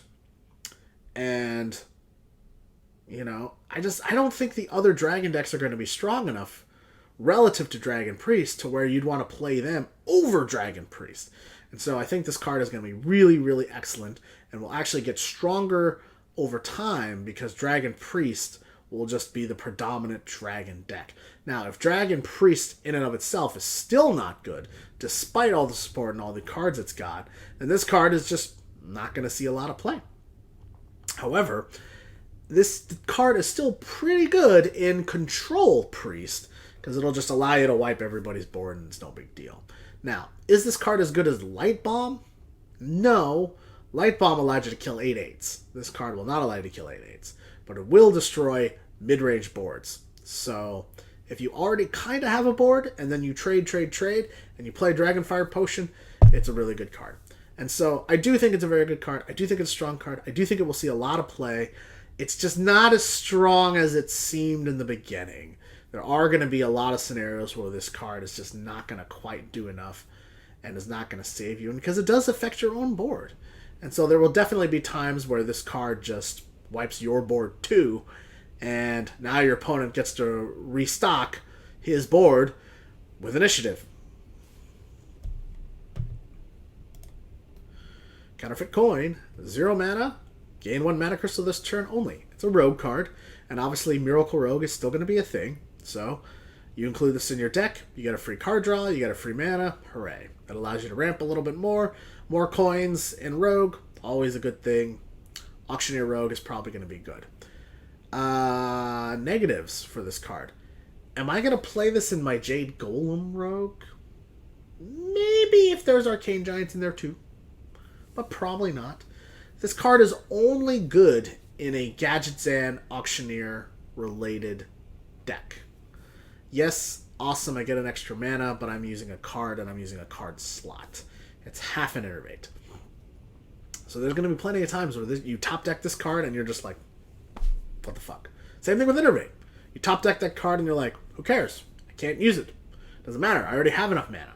This is an excellent early game card. It's an excellent card to have in your hand if you have Gadgetzan Auctioneer. It's a terrible card to top deck in the late game. So a lot of scenarios where you do get this card, it's not going to be good. And I'll be honest, I think this card is just eventually going to start getting cut. And it's because it just doesn't quite have the kind of impact that you want. Lotus Assassin, 5 mana, 5/5 stealth. Whenever this attacks and kills a minion, gains stealth. Best case scenario, you play this alongside the Shadow Sensei. It becomes a 5 mana 7/7, and you trade and you get a 3-for-1 or a 4-for-1. Worst case scenario, it is a slightly better Stranglethorn Tiger, which is not that bad. While I do think this is a good card, I'm not sure if Stealth Rogue is going to be a thing. But, Ryan, in Stealth Rogue, everything is hidden. They can't attack it at all. It's amazing. You always get to determine where the attacks go. Why not just go face? True. You're very right. You're very right, Vegas Monkey. Here's the problem. Most stealth minions are understated, and you only get 2 Shadow Senseis in your deck. So being able to buff something that's stealth, it's cool, but you kind of need the buffs on everything because most stealth minions are understated. And that's the problem, is because most stealth minions are understated, you're not really getting that far ahead on board. And the likelihood of you wanting to keep them stealthed to make a big swing turn means that you're also losing tempo because you're not utilizing your minions to then attack the board. I made a Stealth Rogue. Granted, this was back in the day before Standard. And the problem with that deck was that I just kept losing the board. I kept losing early boards because I would have these stealth things and I'd want to save them for a giant swing turn, but then my opponent would play one taunt and they'd fuck me over. Or my opponent would heal slightly and I'd be fucked. Or my opponent would just play too many minions and I'd have to keep using my stealth minions to trade in. What the fuck? So, one of the things I can see Lotus Assassin doing is being that card that allows you to play other stealth cards to set up for a big swing stealth turn. So if you can get this card down and maybe you get him buffed, maybe not, or maybe you just control the board with him, that's going to allow you to put other stealth minions down, which is then going to allow you to have that big swing turn. So that's best case scenario. But I honestly think Stealth Rogue is not going to be strong enough, and this card is not going to... While this card will be very good in a Stealth Rogue deck, I just don't think Stealth Rogue is going to be strong enough, and this card will not see a lot of play. I know a guy. Discover a Taunt Minion for 1 mana. So this is the Warriors 1 mana Discover Something card. It's a spell, so it works with Arcane Giants. There are a lot of very good taunt minions now, but the problem is there's a lot of terrible taunt minions now. But you do get to discover it, so at least you get to choose, so that's good. It's not a bad 1 mana play. Is it going to see a lot of play? It'll see play in Taunt Warrior decks. It'll see play in Arcane Giant decks. But honestly, it's just not that powerful. And playing it on turn 1, you don't really know how the game's developing, so you don't really know what kind of taunt minion you want. It's not a bad top deck, because at least you do get a taunt minion. But that taunt minion may not be enough to save you a lot of the time, unless you get a really strong one. It's not a bad card, I just don't know if it's powerful enough to see a lot of play. My guess is probably not. I think this is one of those cards that will be included in early decks. I think Taunt Warrior will be a thing for like a month, and then people will realize it's just not quite as good, and there's other versions of Warrior that are better. Cabal Courier. 3 mana 2/2, discover a Mage, Priest, or Warlock card, so it's a Cabal card, right? Stat-wise, I would rather have the Grimes Street Informer, which is a 2 mana 1/1, discover a Hunter Paladin or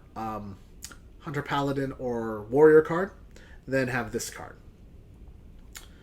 I think the big problem with the Cabal decks, especially the Highlander decks, is they're going to lose early board and get run over. And this card does not help you with that. They have a ton of cards that replace themselves. They have a ton of cards that give them good value. But this card right here, my problem with this card is it's just statted too weak. And since it's not a Grimy Goons card and has the ability to get buffed, it's not going to allow you to fight for the early game board very well. I think it's going to die very early or just get ignored. And then you're really relying on the card that you discover to be really strong and to help you out. And if it's not, then this card is not that good. That being said, I still think it will be included in a lot of decks just because, hey, cycle. Hey, free card. 2/2 body. So in a weird way, even though I don't think this card is that powerful, I still think it'll see a lot of play just because it's a Cabal card, and Highlander decks are the Cabal cards thing, and it's definitely in the top 30 cards that would fit in your deck, but maybe not the top 15. Kazakus.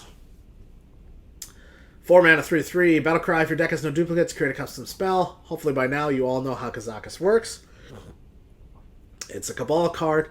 It's fucking fantastic. So I think the thing that is the best about this card is you can play it on turn 4, discover a 1, 5, or 10 mana card, and then that's always not always, but it will for the most part fit the situation that you want to play the card in. It has amazing synergy with Ingmaster Solia, especially if you get the 10 mana card. It has really, really good synergy with almost anything. I mean, it's a 1/of, it's a legendary, you're going to play it in your deck. Really good card, really solid card. You know, it's good. It's going to be good. Now, the only issue is if you're significantly behind, this card may not help you because you may not have the mana to play the spell that you need in order to actually get back on board. So you might die before you're able to get the card off. And I think that's where its biggest drawback is if you get too greedy with this card and you try to get the 10 mana spell every time, you're probably going to lose before you can play it. Because the earliest you can play it is turn 7 with Ingmaster Solia, and in all likelihood you won't be able to play it to turn 10. And then by that time, even a 10 mana spell may not have the impact that you need in order to win the game. A lot of the effects are really neat, but a lot of the effects are really random. It may not be good enough. Still, you're going to play it in your decks. It's going to be played in all the decks. People are going to like it. I just don't think it's necessarily as strong as people think, just because you'll find there's a lot of situations where you're just not even going to be able to play the card. Lotus Agents, 5 mana, 5/3, Battlecry, discover a Druid, Rogue, or Shaman card. It's a Lotus card. Stat-wise, it's not that good health-wise, but it's very good attack-wise. So, people have compared this card to Ethereal Conjurer, and the more I thought about it, the more I think that the comparison is actually pretty apt. At first I thought, I was like, no, that's silly. You get a spell with Ethereal Conjurer. This you get a Druid, Rogue, or Shaman card. Well, the reason why I think this card is really good is because the likelihood of you discovering a Jade Golem card is high. And you're going to need these cards to actually keep the Jade Golem train going. That's where I think these cards fit. Not in other decks. Not in Ramp Druid, who doesn't care about that shit. Not in a Miracle Rogue, because you don't have time to play a 5 mana card. You know, not in Midrange Shaman, because it's not about value, it's about tempoing out and building boards and just going face. But in the Jade Golem oriented decks, this card is going to be very powerful because the likelihood of you discovering a Jade Golem card is pretty darn high. Plus, you get a 5/3 body. This is why Aya Blackpaw is so good, is because it's not the 5/3 body, it's the effect. And 5/3s trade very well 1-for-1 with 5-drops and 6-drops, and that's really the point. If this card might draw removal from your opponent, and hence it still gets a 1-for-1, and then you draw a card, so you're ahead on cards. Or this card might just trade into their Thaurissan, trade into their 5/5, whatever it is. So that's why I think this card is actually pretty good, and surprisingly will do a lot better than people seem to think. And the complaints that people had about Ethereal Conjurer, or body's weak, yada yada yada, but the 6 attack was so big, it allowed you to kill 6-drops. In this case, with the Lotus Agents, it's 1 less stat, but it'll still allow you to kill a lot of 5-drops and a lot of 6-drops, thereby giving you card advantage, and thereby allowing you to then snowball your Jade Golem synergy even more. So I think this card is actually quite good and well designed and well statted, and we'll see a lot of play in Jade Golem decks. Grimestreet Informant, 2 mana, 1/1, Battlecry, discover Hunter, Paladin, or Warrior card. Well, now that we've seen all the cards, I think the benefits of finding a Hunter, Paladin, or Warrior card are significantly lower than they are in the Lotus decks and they are in the Cabal decks. So, the likelihood of you discovering a fairly good card are good. The likelihood of you discovering a card that has significant impact and is going to be worth putting this card in your deck, fairly low. However, where's the real benefit to this card? The real benefit to this card is the fact that you buff everything in your hand with a lot of these Grimy Goon mechanics. And so what is that going to make you want to do? It's going to make you want to have a lot of cards in your hand. So any card that replaces itself, any card that gives you a card, even if it's a discovered card from outside the deck, is going to be good. Because even if all you do is get just a straight up vanilla minion, if that vanilla minion gets buffed, that card becomes good. And this is a 2 mana 1/1, so you can play it on turn 2. You're not going to lose a lot of tempo. I actually think this card is going to see a significant amount of play because you're going to be able to either buff this card or buff the card that it draws. Grookfu Master, 5 mana 3/5 Wind Fury. Best case scenario. You play this card, it's been buffed a few times, it lives, you go face a bunch of times, and you kick the shit out of your opponent. Worst case scenario, it's a 5 mana 3/5 that gets stomped on by the cards that are already out there. It is a very, very feast or famine card. It's a Wind Fury card, and my guess is that it probably will not see play because there are much better 5-drops in the game. Auction Master Beardo, 3 mana 3/4. After you cast a spell, refresh your hero power. I still haven't confirmed if this card actually gives you a 0-cost hero power or a 2 mana hero power after it gets refreshed. However, I think this card will absolutely see play in Reno Priest because Raza the Unchained is in there. 0 mana hero powers are awesome.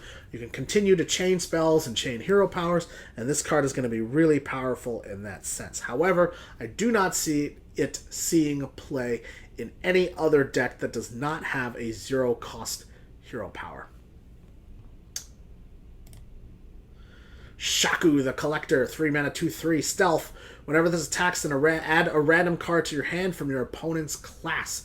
So it's half a burgle on a dude. Now, best case scenario, you play this on 3, you Shadow Sensei on 4, making this a 4/5, and then you get several card draws out of this. So you play this on 3, Shadow Sensei on 4, Ethereal Petal on 5, which reduces the cost of 2 cards, meaning you don't have to play Burgle anymore.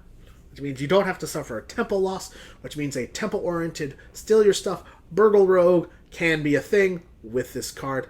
I think that's awesome. I actually think this card is significantly better than people think. I think you will be able to get several card draws out of it because of the Shadow Sensei synergy. And if Stealth Burgle Rogue is a thing, this card will be a thing in it. But Ryan, can we really combine Stealth, Burgle, and Jade Golem? That would be amazing! What a deck! I am so optimistic for it. Oh, I love you too. Thank you, Vegas Monkey. That's a good thought. Here's where I'm pessimistic about a deck like this. That is a ton of different synergies to put together to have all of them work together. Now, I actually do think there will be a deck like that. A Stealth Burgle Jade Golem deck. I do think you can make it work. However, you're going to have to be very, very, very particular about the cards you put in that deck. And you're going to really have to make it work. And you have to, every single one of the 30 cards in that deck is going to have to be analyzed and streamlined. But I do think it will work. And I do think it's going to be a very powerful, tempo-oriented deck. And I think it could work. But again, best case scenario. I don't think that deck will see development for another 2 months because it's going to take that long for people to play with these cards enough to realize that it's good. Grime Street Smuggler, 3 mana, 2/4. Give a random minion in your hand, +1/+1. As much as I enjoy the buffs, it's a Grimy Goons card. A 3 mana, 2/4 is really not that strong. If this gets buffed with other buffs, I guess that's pretty good, but then you're only giving +1 to the rest of your cards. I honestly don't think this is going to see play. Best case scenario, this gets buffed once or twice, and then you play it on turn 3, and it's a 4/6, and now it sticks around for a while, and it buffs stuff, and the buff train keeps going, and you constantly have minions in your hand. But if you're going to include this in your deck, you're going to have to include other card draws in other ways, and I think you would be better served by including Acolytes of Pain, which get buffs, and that gives you extra card draws than you would to include Grime Street Smuggler. Shrog Beast Rager, 2 mana, 3/2. Give a random beast in your hand, +1/+1. So, worst case scenario, you draw this in the late game. It's a top deck. You have no beasts in your hand. It's a 2 mana, 3/2. That sucks. It has no impact. Best case scenario, you play this immediately on turn 2. You give Rat Pack a +1/+1.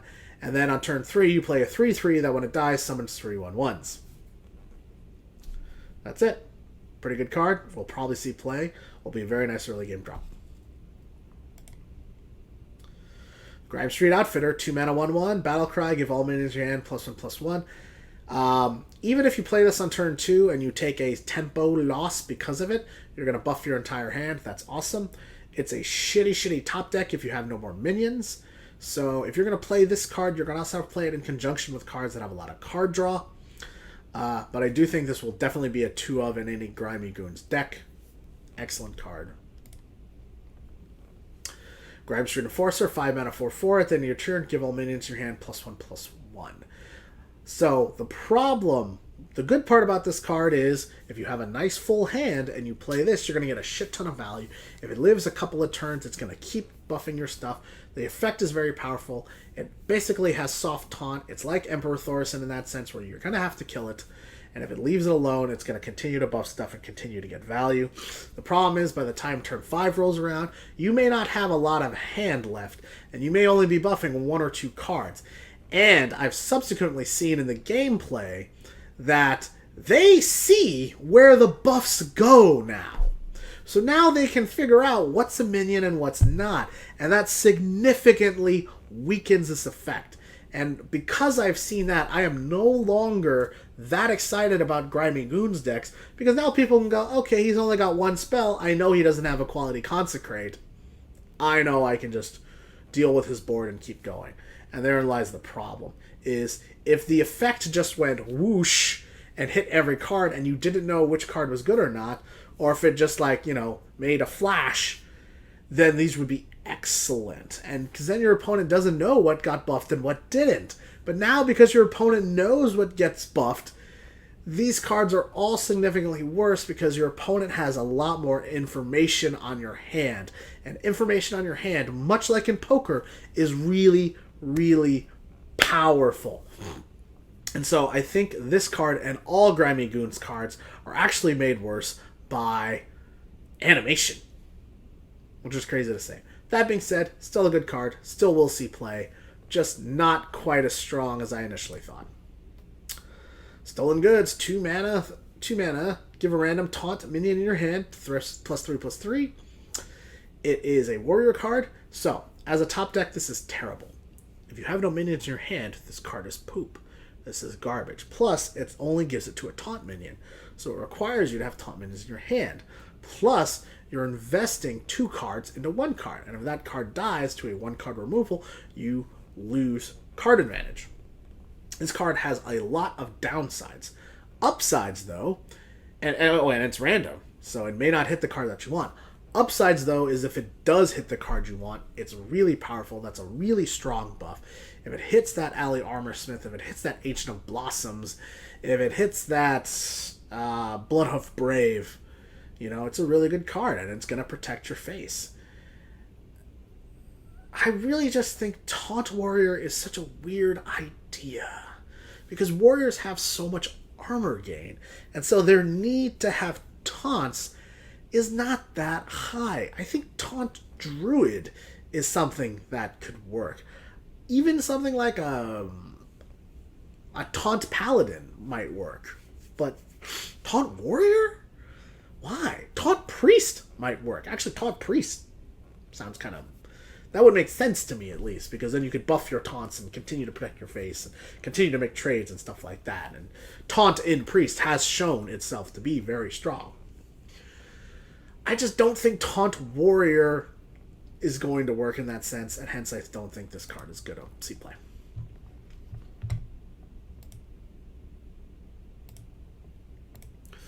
Alley Armorsmith, 5 mana, 2/7 taunt. Whenever this minion deals damage, gain that much armor. So, best case scenario, you've buffed this card in your hand.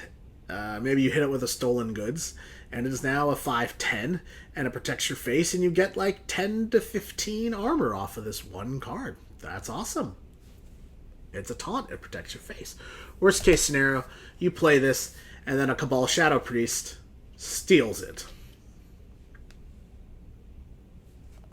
So, but on average, you're going to play this card. It'll probably heal you for 4 armor. The problem is its attack is so low, especially on turn 5, that while it's going to protect you and while it'll probably give you some armor, it's probably not going to kill anything. And therein lies its real weakness, is the fact that you're playing a 5-drop that in all likelihood is not killing anything, it's just sort of delaying stuff. And so if you can buff this card, it's good. But the likelihood of you hitting the buff on this card is not that high. You're going to be forced to play Brass Knuckles with this card. I don't know. There's just not enough buff the stuff in your hand warrior cards, unfortunately, to make this card that effective. And while I do think it's going to see some play, yeah, I can definitely see it being played in a control warrior, but not necessarily a taunt warrior. I don't think taunt warrior is going to be good enough. And while I really like this card, I think it's actually not going to see a lot of play. Grime Street Pawnbroker, 3 mana, 3/3. Give a random weapon in your hand, +1/+1. Okay, effect, very powerful. Very, very strong. Hitting a Gorehowl makes it an 8/2. Hitting a Fiery War Axe makes it a 4/3. Hitting an Arcanite Reaper makes it a 6/3. Awesome, right? The effect is really powerful. And a 3 mana, 3/3, you're not losing that much tempo if you play it on curve. The problem is, though, that you're going to have a weapon in your hand, and if you do play this card, you're going to have to play a lot more weapons in your deck, and hence, I actually don't think you're going to be playing Taunt Warrior or Control Warrior. I think you're going to be playing a weapon-based Aggressive Warrior, and that's where this card is really going to shine. Worst case scenario, though, it's just a 3 mana, 3/3, which isn't that bad, but it's bad in the late game if you don't have any weapons. So it's a shit top deck, but it's very good in most other scenarios, especially if you get that Battle Cry off. So, yeah, that's pretty much it. Good card, we'll see a lot of play. Hired Gun, 3 mana, 4/3 with Taunt. If this card gets buffed, it's good. If it doesn't, it sucks. It's mostly for Arena. We'll see no constructed play. Backroom Bouncer, 4 mana, 4/4. Whenever a friendly minion dies, gain +1 attack. So if it had the Flesh-Eating Ghoul effect, this card would be good and would actually see play. Maybe you play this in a Zoo, maybe you play this in a Warlock deck, but in all likelihood, it's not going to see a lot of play. 4 health is just too low for 4 mana. Yeah, not that good. Too easily removed. Double Gangster, 5 mana 2/2, Battlecry, summon 2 copies of this minion. If you can buff it, it's excellent. If you can't buff it, it is a force of nature for everybody. It's only going to see play in Grimy Goons decks, and it's probably only going to see play in the late game. Fingers crossed this is your finisher. Fingers crossed this is the card that you're going to play and then play Grime Street Protector behind to protect them and continue to go face and continue to push. I think this card will be very good, but I think you don't want to play it until it's at least a 4/4. A 4/4 or a 5/5. You want to get it out of Flame Strike range. You also want to get it out of Fellfire Potion and Dragonfire Potion range. So you're going to have to put 4+4/+4 on this card to make it effective, and that's to make it board clear resistant. And that's really hard to do. That's really hard to do. It's going to be hard to do in Paladin. It's going to be hard to do in Hunter. It's going to be hard to do in Warrior. Honestly, I don't even see it being played in Hunter. So Warrior and Paladin, I think it's probably going to be a Paladin-only card, and you're going to have to hit 4 buffs on this card to really make it really good. And so while I thought initially this card was ridiculous, I think it's actually not quite as good as I thought, and I think it's actually fairly balanced. And while I do think it will see play, and I do think it will be a nice addition to Grimy Goons decks, this is not the ultimate finisher in that deck. Still a good card, though. Worgen Greaser, 4 mana, 6/3, neutral card, no stats. If this card gets buffed, it's good. 6/3 does threaten other 5-drops and 6-drops that come behind it, but 3 health is very easily removed. This card will see no constructive play. Pretty good in Arena, though. Blowgill Sniper, 2 mana, 2/1, Battlecry, deal 1 damage. I feel like the body is too weak to make this card see effective play, even in a Murloc deck. However, if Murloc decks are a thing, and you can manage to get some buffs on this thing, it's pretty good. Being able to get a ping is not bad. I just think there's significantly better 2-drops, and this card will probably not see play, even in Murloc decks. Dirty Rat, 2 mana, 2/6, taunt, Battlecry. Your opponent summons a random minion from their hand. So, this card, much like in Killer Instinct, is a combo breaker! You play this card in the early game, your opponent is far more likely to have kept small minions than big minions. The likelihood of your opponent actually keeping a Ragnaros in their hand is pretty low. And I thought about this, because I was thinking about my own mulligans when I thought about this card. And I was like, in my mulligan, how many times am I actually keeping a card that would just be fucking flat out butt-ass destructive with this card? Not often. Most of the time I'm keeping my 1s, 2s, and 3s. And so you're probably only going to pull out at most a 3-drop with this card, and this actually contests a 3-drop pretty good. But if it does pull out a big card, yes, that sucks and may potentially lose you the game, but there's far more situations where this card, especially if you get it later in the game and you play it later in the game and you have removal and you're ready, will just fuck your opponent's plans up so much. You play this, you pull out your opponent's Malagos, and then you just fucking hard remove it. They're fucked. You play this and pull out the Rogue's Gadgetzan Auctioneer, and then you smash it for 4. They're fucked. So if you already have a board and you can kind of contest almost anything that you pull out, this could win you the game because your opponent is waiting to play a good card, and that card gets forcibly pulled out of their deck. And that's where I think this card is effective. However, it's very hard to build a deck around this card. You know, I think what it's actually going to be is going to be a tech card to combat certain minion-based combos, and that's where I think it will shine. So I actually don't think it's going to see a lot of play, but when it does see play, I think it will be very effective. Shaky Zip Gunner, 3 mana, 3/3, Death Rattle. Give a random minion in your hand, +2/+2. So we saw in the card reveal games, one of the big drawbacks to this is if it gets silenced or if it gets frozen. Because then it's just a 3/3 and it's just chilling there. So the buff is significant. +2/+2 is very strong. essentially making this a 3-mana 5/5, which is very strong. The problem is, though, is on the turn that it's played, it's not that strong. And so that's the issue. And if this card gets buffed, in a weird way, that's bad, because now you're playing a 3-mana 5/5, which is good and which buffs something else, but you probably wanted that +2/+2 on something else. So I actually don't think there's going to be a lot of Grimy Goons synergy usage for Hunter. I think it's primarily going to be a Paladin thing. And where I think this card, and that being said, I don't think this card is going to see a lot of play. I think you're going to see, if this card does see play, it's going to be played in a Death Rattle-oriented, N'Zoth-oriented kind of deck. Not necessarily in a Grimy Goons style Hunter, i.e. something that focuses on buffing your hand. So I still think it's very versatile in that sense. I do think it will see play, but maybe not in the deck archetypes that we're thinking of. Rat Pack.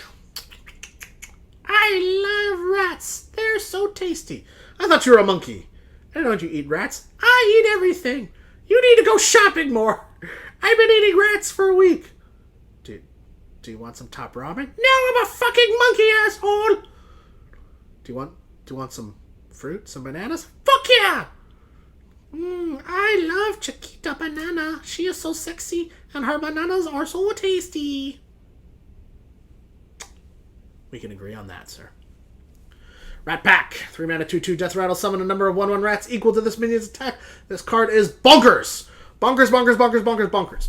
If it doesn't get buffed, it's a 2/2 that summons 2 1/1 rats. That is better than the infested wolf. If it does get buffed, either on board or before the board comes out, this card is insane. Getting all those 1/1s is great. Yes, there are more board clears out, but those 1/1 rats are going to be super duper annoying. And that's where I think the direction of Hunter is actually going to go, is super duper annoying Hunter, where everything has a death rattle, everything that dies spawns more minions, and it's basically going to be a bunch of different mana costed piloted shredders, and your opponent is just not going to have enough removal to clear everything, even if they have a shit ton of removal. Even against the Cabal deck, they may not have enough removal to stay in the game and live. So that's where I think the direction of Hunter is going to go, and this card is going to be a huge part of it. Dispatch Kodo, 4-mana 2/4. Battlecry, deal damage equal to this minion's attack. So, even if it's just a 4-mana 2/4, deal 2 damage, that's pretty darn good. If it does get buffed, and its attack does get buffed, and then, this could easily be a finisher. This could be a very big board swing clear. If this is a 4/6, deal 4 damage, it's fucking insane. It's a beast, so all of the synergies for the Grimy Goons will hit this, but it only is going to be good in a Grimy Goons style deck.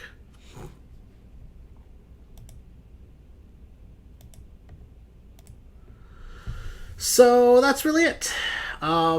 Neat card, good card. We'll see a lot of play, especially in Grimy Goons oriented decks, but could see play in non-Grimy Goon oriented Hunter decks. Yeah, solid card. Grimy Gadgeteer, 4-mana 4/3. At the end of your turn, give a random minion in your hand +2/+2. Now, when does this card suck? If you don't have any minions. It is slightly understated for 4 mana, so it is vulnerable. It gets hurt. But Grimy Gadgeteer is very good if you can play this on 4. Hit the Alley Armorsmith, that becomes a 4/9. Now it protects the Grimy Gadgeteer. The Grimy Gadgeteer continues to buff stuff in your hands.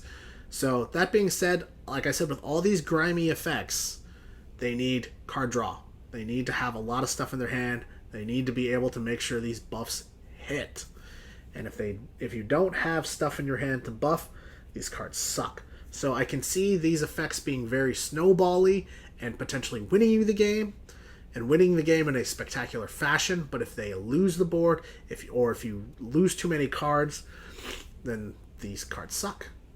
It polarizes everything because your minions become very strong, and then your removal becomes weak relative to your minions, and now you might be prioritizing minions over removal. But then, if your opponent removes too many of your minions, even though they're buff, you know, the likelihood of your minions surviving is still not that high, even though they're stronger. And so that's really the issue there.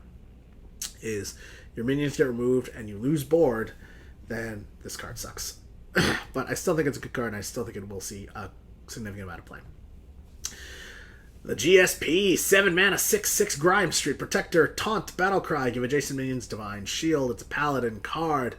Best case scenario, you have 2 very strong minions that will make good trades if they had Divine Shield on them. You play this card, you protect those minions, they make very good trades. You continue to go face, it's all good in the hood. This card gets buffed 2 to 3 to 4 times. It becomes a 7 mana 8/8, 7 mana 9/9, and then it's really awesome. Worst case scenario, you have no minions on board. It's a 7 mana 6/6 that doesn't really protect you and is simply delaying the inevitable loss. However, I do think most of the time this card is going to be a good play, even though it's a late game card. And I do think that you will have at least 1 minion on the board most of the time. I think this card will actually be very good. Smuggler's Run, 1 mana. Give all minions your hand +1/+1. So this card sucks if you have no minions. It's a spell, so you gain no tempo by playing it. You're trading present tempo for future tempo. But it's another buff, and it's another good card, and I think it will see... it'll be a 2-of in all Grimy Goons decks. You just need that effect a lot. Brass Knuckles, 4 mana, 2/3. After your hero attacks, give a random minion your hand +1/+1. If this card gets upgraded, it's great. If it doesn't get upgraded, it's relatively poor. It is unfortunately one of the main Grimy Goon engines for Warrior, and hence I don't think it will see a lot of play. And I think Grimy Goon's Warrior will actually not be that good. Knuckles, 5 mana, 3/7. After this attacks a minion, it also hits the enemy hero. Awesome. It's a trade card. It's a smart card. I think that's great. The stat line is... the health is really good. The attack is not so good. However, this card scales very well with any buffs in your hand. It is a beast, so it will get all the buff synergies on the other things. Best case scenario, this card becomes a 5/9, a 7/11, and it just wreaks havoc on your opponent's board. However, it is slow. It doesn't have charge. It doesn't affect the board immediately when you play it. It is nice that it's a 5-drop. Hunters have been missing 5-drops. But I think this card is very polarizing. I think it could see a lot of play in specific decks, and I think it could see no play. So when a spectrum of card is that wide, a lot of times it doesn't see play. Don Honcho, 7 mana, 5/6. Give a random in your hand, +5/+5. Slow. This card is very, very slow, and it proved itself to be very slow. When I was watching the live stream and the card reveal, Don Honcho hit a Dread Corsair and made it an 8/8. That's really good. Guess what? They still lost that game. These buff mechanics, they really need to happen in the early game, so then when you do finally play these minions come out strong. So 7 mana 5/6. 5/6 is 5 mana stat line. Value-wise, this card is great value, but this card actually needs to get buffed itself to be a legitimate 7-drop in that sense. Now, if you can play this on turn 10 and hit a 3-drop and give it +5/+5, that's a huge turn. That's a strong turn. That's a really nice swing turn. But just playing this card on 7 without a very good board, that's going to be hard to justify. Nice part is, though, you play this on 7, you buff up the GSP, and it lives, and you drop the GSP, boom, and it becomes a 7 mana 11/11 that gives Divine Shield to Don Honcho. Woo! Thumbs up. But you have to have enough board control to make this card effective, to make whatever +5/+5 minion you're about to play that's coming down most likely on the next turn effective. So if you do not have a board, Don Honcho is terrible. If you do have a board, Don Honcho will help you keep that board. So like I said, very wide continuum. I think it will see a lot of play, but it could easily see no play. Madame Goya, 6 mana 4/3, Battlecry. Choose a friendly minion, swap it with a minion in your deck. This effect is very random, it's very weird. Best case scenario, you play a bunch of tokens and then you get a Ragnaros off of it. Worst case scenario, you swap out a 2/3 and then you just get a 2/3 right back. So this card is not going to work in decks that play a lot of cheap minions. It's going to work in decks that play a lot of big minions. However, I think its place is in Token Druid. Flipping out your 1/1 root, flipping out, I don't know, whatever stupid little cheap minions you play to utilize Pilfered Power to get this card on turn 6, and then flip it to get out a big card. A tempo-oriented Token Druid with Madame Goya could be very strong, and that's where I think it will see play. However, I think it's very weak in a lot of other decks, and will most likely not see play. Grimscale Chum, 1 mana, 2/1, Battle Cry. Give a random Murloc in your hand +1/+1 Paladin card. If Murloc Paladin is a thing, this will be a thing. If Murloc Paladin is not a thing, this will not be a thing. Yeah, that's pretty much it. Cabal Chemist, 4 mana, 3/3, Battle Cry. Add a random potion to your hand. So, there are 10 potions in the game. Most of them are pretty good. Most of them are pretty effective. This will see play in Cabal decks. This will see play in Highlander decks. However, a 4 mana 3/3 is relatively weak, and I've noticed that the 4-card slot is starting to get really filled in a lot of these decks. However, like I said, if you're playing in a Highlander deck, this will see play, but I don't see it seeing play in decks that aren't Highlander decks. This will probably never be a 2 of. Volcanic Potion, 3 mana, deal 2 damage to all minions. Nice early game board clear. Fights off zoo decks. Not so good in the late game. Can destroy your own board. So high upside and low side. But still, good card for a control deck. And you can get it off Cabal Chemist. I think all in all, it's a pretty good card. I think it's well statted, well designed. And it's exactly where it should be. It's pretty good. Spiked Hog Rider, 5 mana, 5/5, Battle Cry. If an enemy minion has taunt, gain charge. All of these Hog cards, and turns out there's only 3 of them, which I'm sad about. I thought there would be more. They're all tech cards. That's what they are. You know, they're techie tech cards. If you're facing a lot of taunt, this is a good card. Potentially, it can crush whatever taunt is in front of it. If it gets buffed, it could easily be a finisher. You might actually see this in Grimy Goon decks. It's not a bad card. I don't know if it's constructive viable. I don't know if it's quite strong enough. It's a little situational, but the situation is not that hard to get out. If you're like even on board, this card could swing the game for you. If you're head on board, this card is great. If you're behind on board, this card is terrible, especially if you don't have a taunt. I think the conditional, while it's relatively easy to pull off, may not be consistent enough to see consistent play in Constructed. Daenerys Hog Chopper, 4 mana, 4/4. This card is total crap. If your opponent's hand is empty, gain charge. If your opponent's hand is empty and you're playing a 4 mana, 4/4 with charge, you're probably not winning anyway. This is probably not going to swing the board for you.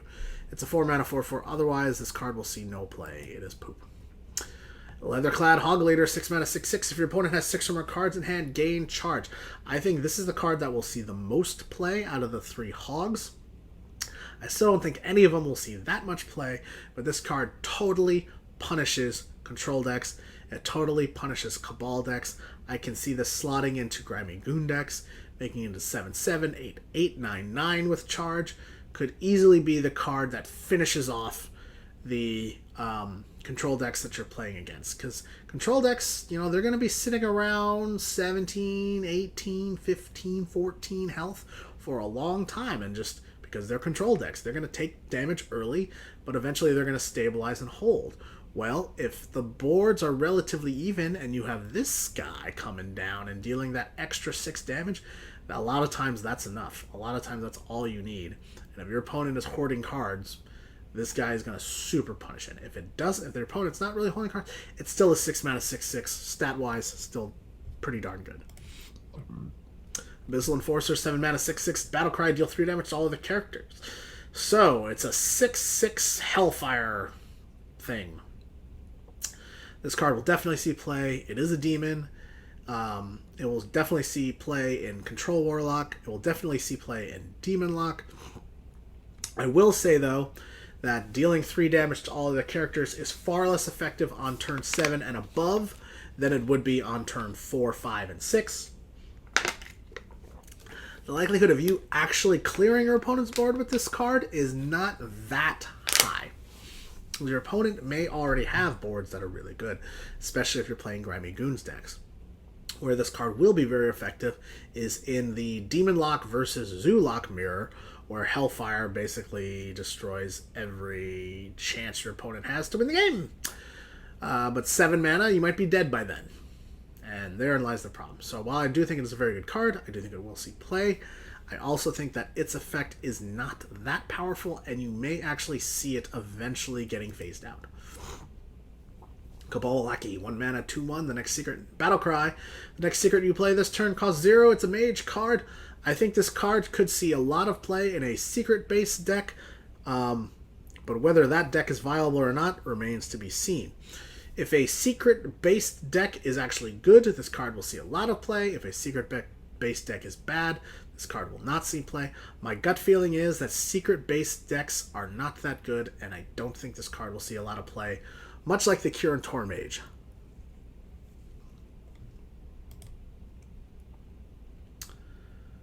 Potion Polymorph. Secret. 3 mana. After your opponent plays a minion, transform it into a 1/1 sheep.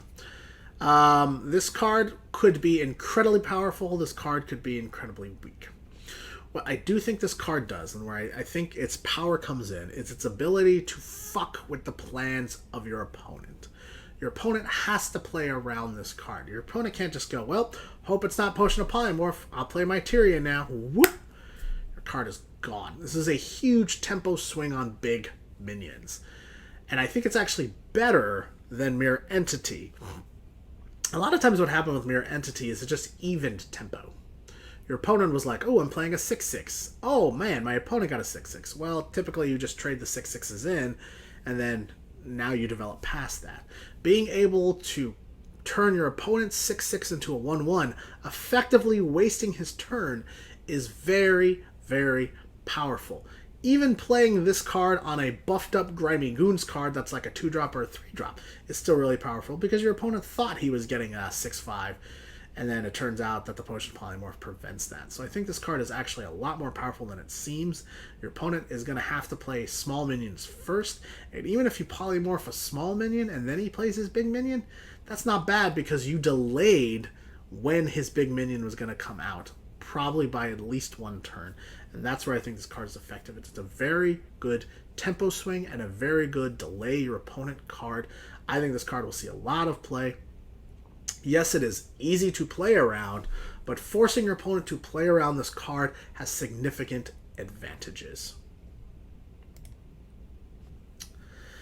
Inkmaster Solia, 7 mana, 5/5, Battlecry. If your deck has no duplicates, the next spell you cast this turn costs 0. So it has to be played in a Reno deck. I think this card is ridiculous, and if you have some good spells, this card is really good. I think this card is the best card in the set. It's uber powerful. Yay! Tail swing so powerful. Wait a minute, Vegas Monkey. Hang on. While this card is very good, while this card will be included in every single Highlander Mage deck, if you don't have good spells to go along with this card is crap. If you play this card and you play with an Arcane Intellect, yes, you get a couple of card draws, yay, but you didn't really affect the board. If you don't have something strong, like a Flame Strike, like a Firelens Portal, like the 10 mana Kazakus spell, this card is actually not that good. If you play weak spells with this card, on 7 mana, getting a 5/5 is nice, but it's not really affecting the board. There's a ton of mage spells that don't actually affect the board that you may be forced to play this card with.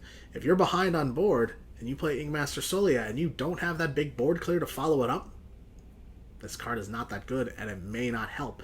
And a lot of times you'll be playing this card out of desperation, not because it's going to further your game plan and seal the game. And so that's the problem, is when you have the card, it will allow you to come back if you have the right cards. If you end up just not having the right cards, or you drew bad, or you weren't able to set up your deck properly, and that happens a lot in these Highlander decks. That's the main key. The main weakness of Highlander decks is their inconsistency because you only get to play one card. And so a lot of times you will draw this card and you will not have a good spell or a spell that's actually going to help you. And then really all you're getting is a 7 mana 5/5. Cabal Crystal Runner. 6 mana, costs 6 mana 5/5 mage card. Costs 2 less for each secret you've played this game. I don't think secret decks will be good. I think this card will be very good in them. I think Secret Mage might be a thing, but I think it'll be tier 2 at best, and hence I don't think this card will see a lot of play after initial testing. However, a 0 mana 5/5 is pretty darn good, but it's really hard to pull off. Backstreet Leper, 3 mana 3/1 Death Rattle, deal 2 damage to the enemy hero. This card is poop, poop, poop, poop. Poop, poop, poop, poop, poop, poop, poop, poop. I think this is the worst card in the set. 3 mana to get a 3/1 that just deals 2 damage to the enemy hero is ineffective, and there's so many other cards that are better that you could play. And even in Arena, this card is poop, poop, poop, poop, poop. Bomb Squad, 5 mana 2/2 Battlecry, deal 5 damage to enemy minion. Death Rattle, deal 5 damage to your hero. Any card that has a Battlecry and a Death Rattle, you need to pay attention to. Is this a 1-card Sylvanas counter? Yes, it is. Is this a 1-card evolve card? Yeah, you play this on 6 mana, you wipe out your opponent's board, and then you evolve. That's awesome. I just don't think it's going to see a lot of constructed play because I think those situations are too few and far between. And I think being able to trade a removal and then pay 5 health for that removal, I think is fine. But this card costs 5 mana. So, in my opinion, the Death Rattle shouldn't even be there. It should just be 5 mana, deal 5 damage to an enemy minion, and have a 2/2. You just make this a 6 mana card. That'd be fine. The Death Rattle is unnecessary. I don't think you need a drawback because this card is so expensive. Blood Fury Potion, 3 mana, Warlock card, give a minion plus 3 attack. If it's a demon, also give it plus 3 health. They're trying to make Demon Lock a thing. Even in Demon Lock, I don't necessarily see this card seeing a lot of play. I think Demon Lock will be strong. I think they gave it a lot of support, but I still think this card is crap. I think most of the time it's only going to be a 3 mana give plus 3 attack. And if you get it off a Cabal Chemist, it's terrible. You're almost never going to see it. I think this card will not see play, and quite honestly, I think it is one of the worst in the set. It might be the worst class card.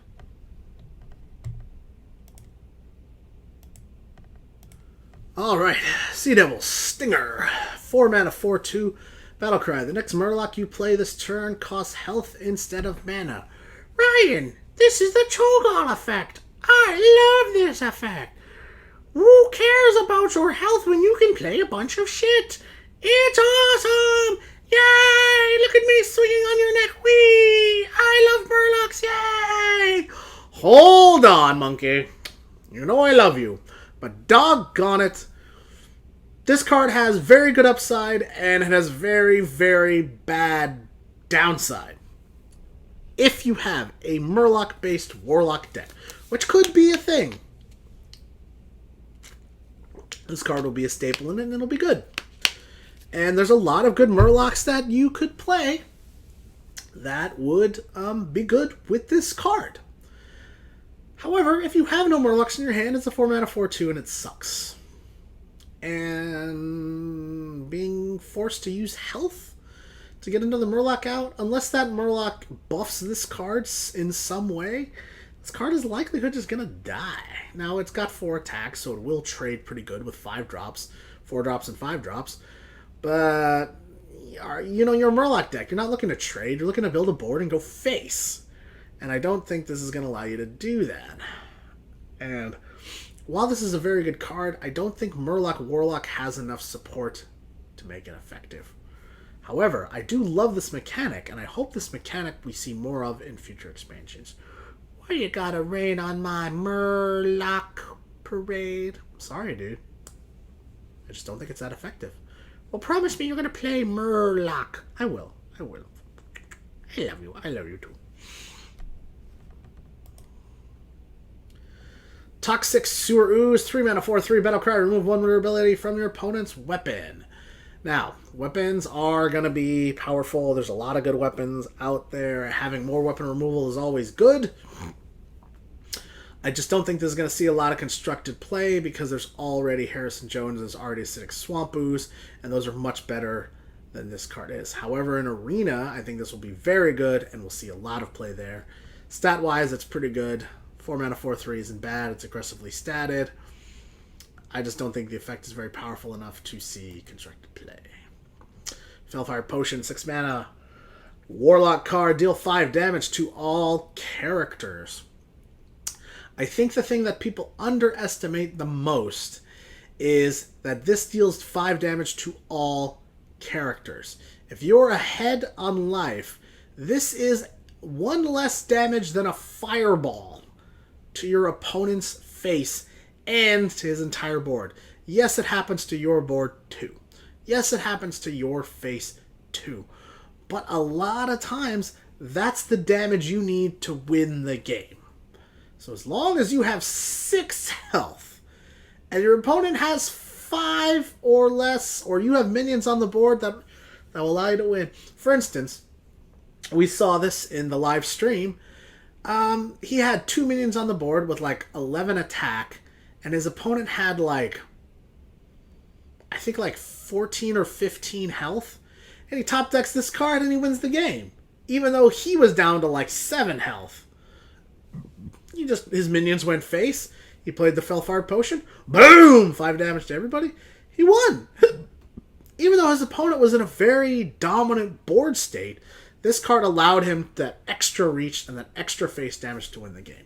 And that's where I actually think this card is really powerful. Is not necessarily as a board clear, but as 6 mana, 5 damage, win the game.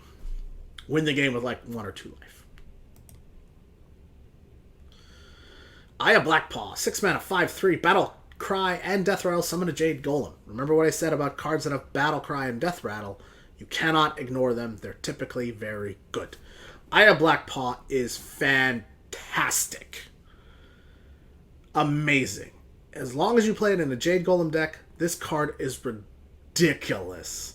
And the more I think about it, and the more I've seen it played in the live stream, the more convinced I am that this card is ridiculous. I am calling this now. I'm going to make 2 more videos after this video. 1, I'm going to make top 10 legendaries to craft. 2, I'm going to make top 10 deck archetypes that I think are going to be very good in MSG. Let me give you a little clue. Aya Blackpaw will be on both of those videos, and probably very high. As long as you're playing a Jade Golem deck, this card is very good and is auto-include. Jade Blossom, 3 mana, summon a Jade Golem and gain an empty mana crystal. I don't know why, but for some reason I see this card and I keep thinking, it doesn't matter what order it comes in. It doesn't. Just one of those things. Hey, this is good. Get a 1/1, gain an empty mana crystal. Awesome. Potentially get a 6/6 or a 7/7 in the late game. Awesome. Very good card. Good in all situations. You know, is it going to save you? Maybe not, but it will help you leverage your board state no matter when you play it. Either you're going to get more mana, which will allow you to then play bigger stuff, or you're just going to get a Jade Golem, and that's going to be awesome too. Jade Spirit, 4 mana, 2/3, Battle Cry, summon a Jade Golem. I really hope I get 2 of these, because I'm going to be playing some Jade Golem decks, and this card is going to be ridiculous in them. 2/3 to get a Jade Golem, great. Battle Cry, awesome. Get it with Bran, ridiculous. Same thing with Aya Blackpaw. You get her with Bran, awesome. Downsides, a 4 mana 2/3 that only summons a 1/1 is kind of poopy, which may lose you the board, which may mean you get steamrolled. And that is sort of the drawback. The main weakness of all the Jade Golem decks is if aggro decks get refined, Jade Golem decks may fall by the wayside because they may just get aggroed out and there's nothing they can do. If mid-range Shaman is still good, it will destroy Jade Lotus decks. Burgly Bully, 5 mana, 4/6. Whenever your opponent casts a spell, add a coin to your hand. I could see this card being very feast or famine. It could see a lot of play, especially in rogue decks. It could be one of those cards that allows you to get enough spells to make Arcane Giant decks work. It works very well with the Gadgetzan Auctioneer. Or it could just be a 5 mana 4/6 that doesn't see any play because your opponent already has a board and just deals with it. Very feast or famine. I think it will actually see play. I do think it is a pretty good card, but I think it's one of those cards that may eventually see no play. Raza the Chain, 5 mana 5/5. Your deck has no duplicates. Your hero power costs 0 this game. So, very, very good effect. However, if you're getting run over, this card doesn't matter. Yay, 0 mana hero powers, who gives a shit? I'm getting face smacked for 10 every turn. I'm going to lose by turn 7. This card does not save me. However, if I'm able to play a control-based game and I'm even on board or only slightly behind on board, this card is very good because it gives me free heals all the time. It does combo with just card True Heart. It does combo with Sideshow Spell Eater. It does combo with Sir Finley. So the problem, though, is, and I think this is the biggest problem, Raza the Chained requires your deck to have no duplicates. I don't think Reno Priest is going to be good. I think the problem with most Priest decks is they are inconsistent and they have a lot of reactionary cards. And they have a lot of cards that require your opponents to do things in order for them to be effective. And that's why you do want 2-ofs a lot. And so you want 2-ofs a lot of the time so you can have those tools that you need in order to win the game. And Raza the Chain makes that less effective. And I think Priest is going to have the worst Highlander decks. And I think Raza the Chained, while it is a very good card, I think the fact that you have to play it in a Highlander deck is going to kill it. Mana Geo, 2 mana 2/3. Whenever this minion is healed, summon a 2/2 crystal. Ryan! It's the Priest 2-drop! This is what we were looking for! Yay! Tempo Priest is a thing! I love it! Love it! Yay! Go Las Vegas! Woohoo! Go UNLV! Okay, stop. We know you love Vegas. Jesus Christ. Frickin' monkey. Stupid monkey. Shut up! I'm like the golden monkey. I'm legendary! I think you're awesome too. Mana Geode. Here's the problem with this card. A lot of the time it's just going to be a fucking River Crocolisk. It has to live. 2 mana 3/2s are prevalent. This card will die to 2 mana 3/2s. 3 damage removals are very prevalent. This card will die to that too. Now, where does this card shine? With Cabal Talon Priest. You play this on turn 2, it lives. You play Cabal Talon Priest, it becomes a 2/6. Now you're able to heal this card. Circle of Healing, it's very good with that. It's very good with Flash Heal. It's very good with Raza the Chained. You're able to get 0 mana hero powers. This thing provides infinite value. But it's a very value-oriented, late-game-oriented kind of card. And it's kind of not that good if you trade it in and then you heal it up and you get a 2/3 and a 2/2. I mean, that's nice, but you've effectively wasted turn 3. So this, if it's going to see play, it's probably going to see play in a Reno deck. And then it actually will be effective, and it's pretty effective late game. Just being able to spawn 2/2s and get infinite value is good. But this is a card that needs to live, and needs to live for a long time to be good. And quite honestly, I think a lot of the times it's just going to get traded into, and I think Mana Geode will eventually not see play, even though I do think its effect is very, very good. Gadgetzan Fairy Mana, 2 mana 2/3 combo, return a friendly minion to your hand. So, we're going to need to find out if we're going to need a lot of return of bounce effects. Of friendly bounce effects. I think what they should have done with this card is I think they should have made it 4 mana. They should have made a 4 mana 3/3 return a minion to your hand combo. Then this card would have seen a lot of play. Being able to just get a free sap is awesome. Even if this was a 4 mana 2/3, I think it still would see play. Just getting in more sap abilities is ridiculous.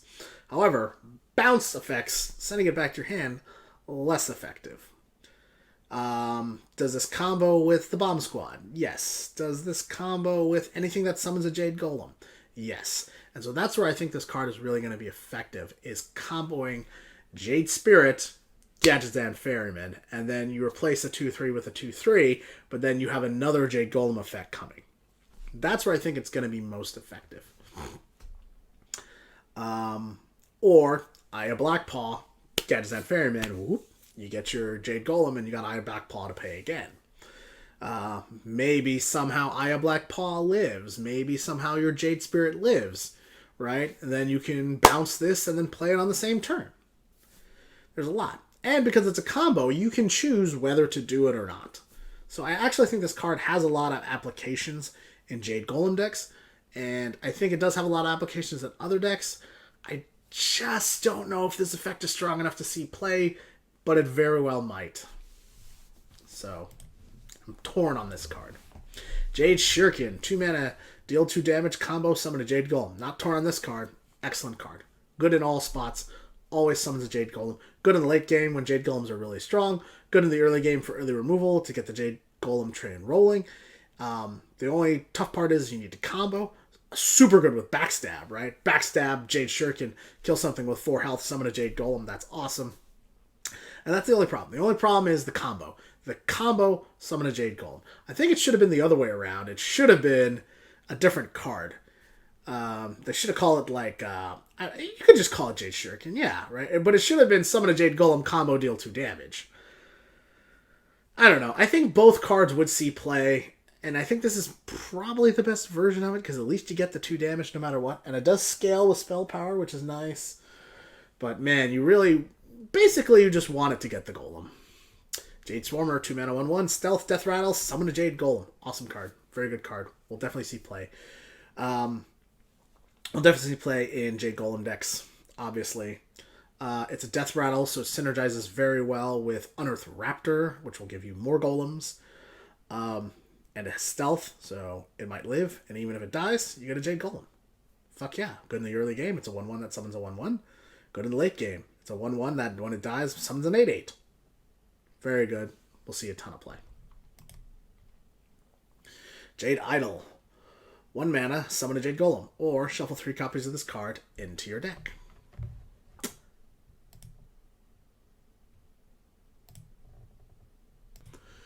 So, people have called this card the most powerful card in the game. People have called this card the most broken card in the game.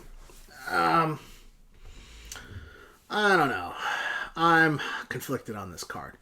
Why are you conflicted, Ryan? Oh my god, look at it!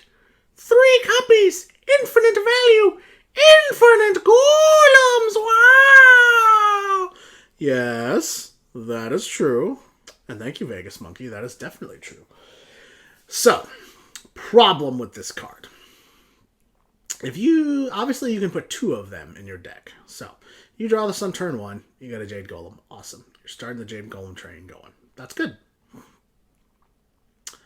You play it later, right? You get a lot of Jade Golems, they get buffed. That's awesome. You play this with Fandral. It's ridiculous. That's awesome. It's a very good card. It's a very strong card. Don't get me wrong. My only problem is that it's slow. And you're delaying for the future. If you get this on turn 1 and you shuffle 3 copies into your deck, that's great. Is this a good top deck? Well, the more that you draw, the better a top deck this becomes. But you're summoning golems that don't have charge and don't do anything to the board on the turn that they're played. And so, this card may not save you if you're behind. It may allow you to swing the board on the next turn. But a lot of times you're going to draw this card and just draw 1 of them and then only be able to play 1 Jade Golem. And then your opponent can do some stuff to just burst you down. And that's the problem. It destroys control decks. Destroys control decks. But it gets its butt kicked by aggro to mid-range decks. Or aggro to aggro mid-range decks. And so, if aggro is still a thing, and if mid-range decks are still a thing, and I see no reason why that would be the case, why they would go away, Jade Idol will not be that effective. However, it has the potential to be the best card in the game. And if a card has that potential, it's a very good card. You cannot say that about the vast majority of cards in this game. Jade Behemoth. Not Behemoth. Behemoth. 6 mana, 3/6 taunt, battle cry, summon a Jade Golem. It's a battle cry, so it synergizes with Bran, which could give you 2 Jade Golems. By the time turn 6 rolls around, you've almost certainly played at least 1 or 2 Jade Golem effects. This card could be very strong, could be very snowbally. It'll protect you. It will be a 2 of in Jade Golem decks. It's a very good card. It's a pretty good top deck. It's good in the late game. It's good in the 6-drop. It's good from turn 6 to 10 and beyond. It is always a good card. 3/6 taunt is always going to be effective. It's going to absorb at least 1 hit. Excellent card. Going to be a 2 of.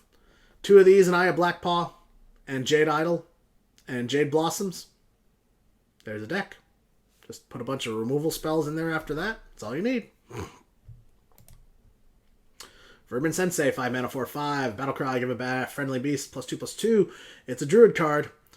Is Beast Druid still going to be a thing after this? Well, they've done everything they fucking can to make Beast Druid a thing.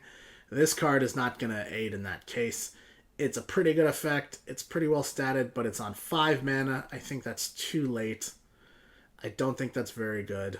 I don't think the effect is strong enough to justify putting this in the 5-card slot. You can't take out Stranglethorn Tiger, so now you're going to be gutted or glutted with 5-drop cards in your Beast Druid deck. I don't think this is going to see a lot of play. That being said, I am going to try to make a Beast Druid deck with this card in it. Fight Promoter, 6 mana, 4/4. Battlecry, if you control a minion with 6 or more health, draw 2 cards. So, best case scenario, you have buffed this to 6 health, and when you play it, it draws cards because it itself is a 6/6. That's the best case scenario. Worst case scenario is it's a 6 mana 4/4 that doesn't do anything. Very high upside, very high downside. So that's where I think this is going to see a lot of play. Will be in Grimy Goons decks. I don't think it will see a lot of play in other decks that don't have the ability to buff this thing. I think it's too inconsistent in decks that don't have those kind of buffs. Maybe we'll see play in Priest because they have a lot of 3/6, 2/6 minions. Might see play in combination with the Hosen Healer, Alkanized Soul Priest kind of deck. Allow you to draw some more cards. I don't know. It's possible. I could see it being played in Highlander Priest. But most likely it's going to see play in Grimy Goons decks. Just to keep their card draw alive. Hosen Healer, 4 mana, 2/6. This card I was talking about. Battlecry, restore minion to full health. So, best case scenario, you heal up some sort of 9/9, 10/10 buff thing, and you continue to wreak havoc with its giant body. Or, you have Embrace the Shadow or Aconized Soul Priest, and you use this as an Assassinate. Will it see a lot of play? It will see play in Highlander Priest, and probably nothing else. Calling the finishers, 4 mana, summon 4 1/1 Murlocs for Shaman. So Shamans have Every Fin is Awesome. On turn 7, you play this, and then you play Every Fin is Awesome, and you summon 4 3/3 Murlocs, and you buff anything else on the board. I could see if you had 1 or 2 totems on the board, you would get 2 2/4 totems, 4 3/3 Murlocs, all for 7 mana. That's pretty darn good. It would force a board clear. I think that's a good card. However, I think Murloc Shaman is not going to be a thing. But I could see just running 2 of these and 2 Every Fin is Awesomes in a deck and not making it Murloc based. And then just using this to enable the other one. And playing and just having it be another board flood potential for a mid-rangey board floody, maybe totem-based kind of Shaman, where this is just kind of teched in to just deal extra damage and buff your stuff. I think it could work. And I actually think that's more... I think that's actually more likely than seeing a Murloc Shaman. Devolve. 2 mana, transform all enemy minions into random ones that cost 1 less. This card is going to fuck me at some point, and I'm going to flip shit and I'm going to probably break my computer. This card is an instant counter to N'Zoth. Because it's just going to devolve fucking everything on your board. It's going to remove all the death rattles, and that's going to suck. It's basically a mini hex on everything on your opponent's board. So, that's what's good about it. What's bad about it is that it doesn't solve the problem of your opponent having a board. If your opponent already has a board, then what you're doing is you're devolving them to having a slightly weaker board, but then you need to have a board too in order to counter their board. It's possible that you'll be able to devolve and then follow that up with Lightning Storm. Devolve and follow that up with Elemental Destruction and be able to clear their board whilst securing your own board. Possible. But I do think that's a little too situational. I do think that's a little too hard to pull off, and I think Devolve will end up not seeing play, even though I think it will be experimented with quite a bit, and we'll probably see a lot of play for the next 3 or 4 months, but will eventually fade out. Jade Lightning, 4 mana, deal 4 damage, summon a Jade Golem for Shaman. Now, if Jade Golem Shaman is a thing, this card will be very good and will be a nice addition to said deck. I could also see this card seeing play in a spell damage based Malagos, whatever, attack your opponent with spells to the face kind of deck. So I could see it having effect in that. It's just 4 mana, deal 4 damage. While it's a relatively inefficient direct damage spell, you still get a golem out of it, so that ain't bad either. So what I think is going to happen is you're going to see Shaman be kind of a mid-rangey Jade Golem deck with a lot of direct face damage burn. So all they're going to do is try to build a board of Jade Golems and Totems, have 2 copies of Bloodlust, and then have a bunch of copies of Lightning Bolt, Lava Burst, and Jade Lightning. And then, whoom, go face and have some spell damage things mixed in there. And that's the deck. I think that's where it's going to see the most play. But like I said, outside of a Jade Golem deck, this card has applications. So I think it's a pretty good card. I think it's well statted. I think it will see play. I don't think it's a powerhouse, though. Jinyu Water Speaker, 4 mana, 3/6 Battlecry, restore 6 health, and Overload 1. I'll be honest, I don't think this card needs to have Overload 1. I don't think the effect is so good that, oh my god, we need to put Overload on it. I do think it fits really well. You can play Jinyu Water Speaker on 4, and then you can play the 4 mana 7/7 Flame Wreathed Faceless on turn 5 for 4 mana, and I think that's really good for this card. I think that really fits. I don't think it will see a lot of play now, but I think it will see a lot of play later on when a lot of Shaman's early game cards are rotated out and they need something to replace it, and this card will be that replacement. Celestial Dreamer, 3 mana 3/3 Battlecry. For friendly minion has 5 or more attack, gain +2/+2. Wow, Ryan! A 3 mana 5/5? You've already talked about how awesome that is. Oh my god, it's like King Mukla, but without the drawback. Holy shit! Ooh! Monkey tail. Monkey? Yes? I think you're being a tad bit optimistic, but I'm an optimistic guy. That's what I do. So, it's a 3 mana 3/3, potentially becoming a 3 mana 5/5. In the late game when you have a minion that has 5 or more attack, because it says friendly minion. It does not say a minion. So, you need to have something buff, and then this will give you a cheap other buff thing, which is pretty good. I do not think it will see play. I think there's too many cards that are too buff that fill this slot for this to see play, even though I think it will fit into a Jade Lotus deck. Daring Reporter, 4 mana 3/3. Whenever your opponent draws a card, gain +1/+1. So it is a 4 mana 4/4 on your opponent's turn. This might see play in mill decks, but most mill decks don't run a lot of minions.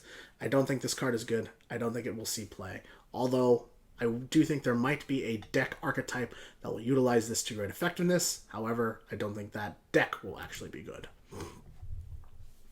Shadow Sensei, 4 mana 4/4 Battlecry, give a stealth minion +2/+2.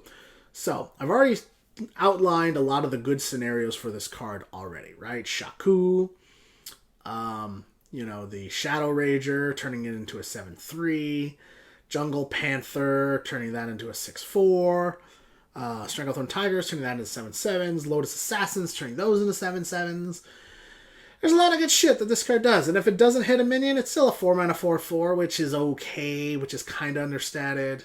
So I do think this card is good. I do think it will see a lot of play in specific stealth-oriented decks. Whether those decks are good or not, I don't know. I'm going to try, but I have a feeling they actually won't be that good, and then I think this card will see no play after that. Jade Chieftain, 7-mana 5/5, Battlecry, summon a Jade Golem, give it Taunt. So the likelihood of you having played at least 2 Jade Golems by the time this card comes down is pretty good. It'll probably be a 7-mana 5/5, summon a 3/3 or 4/4 with Taunt, which isn't bad. It is a Jade Golem enabler. It's not a bad top deck if you're playing a Jade Golem deck. I just don't think this card is... I think this card is probably the weakest Jade Golem card, though. So I think it will see play in Jade Golem decks, but absolutely see no play otherwise. Jade Claws, 2-mana 2/2, Battlecry, summon a Jade Golem, Overload 1. This card will be fantastic in Arena. It'll be pretty good in Jade Golem Shaman. It is balanced. It is not as good as Spirit Claws, thank God. But why they keep giving Shaman all these early game weapons is beyond me. This should have been a rogue card.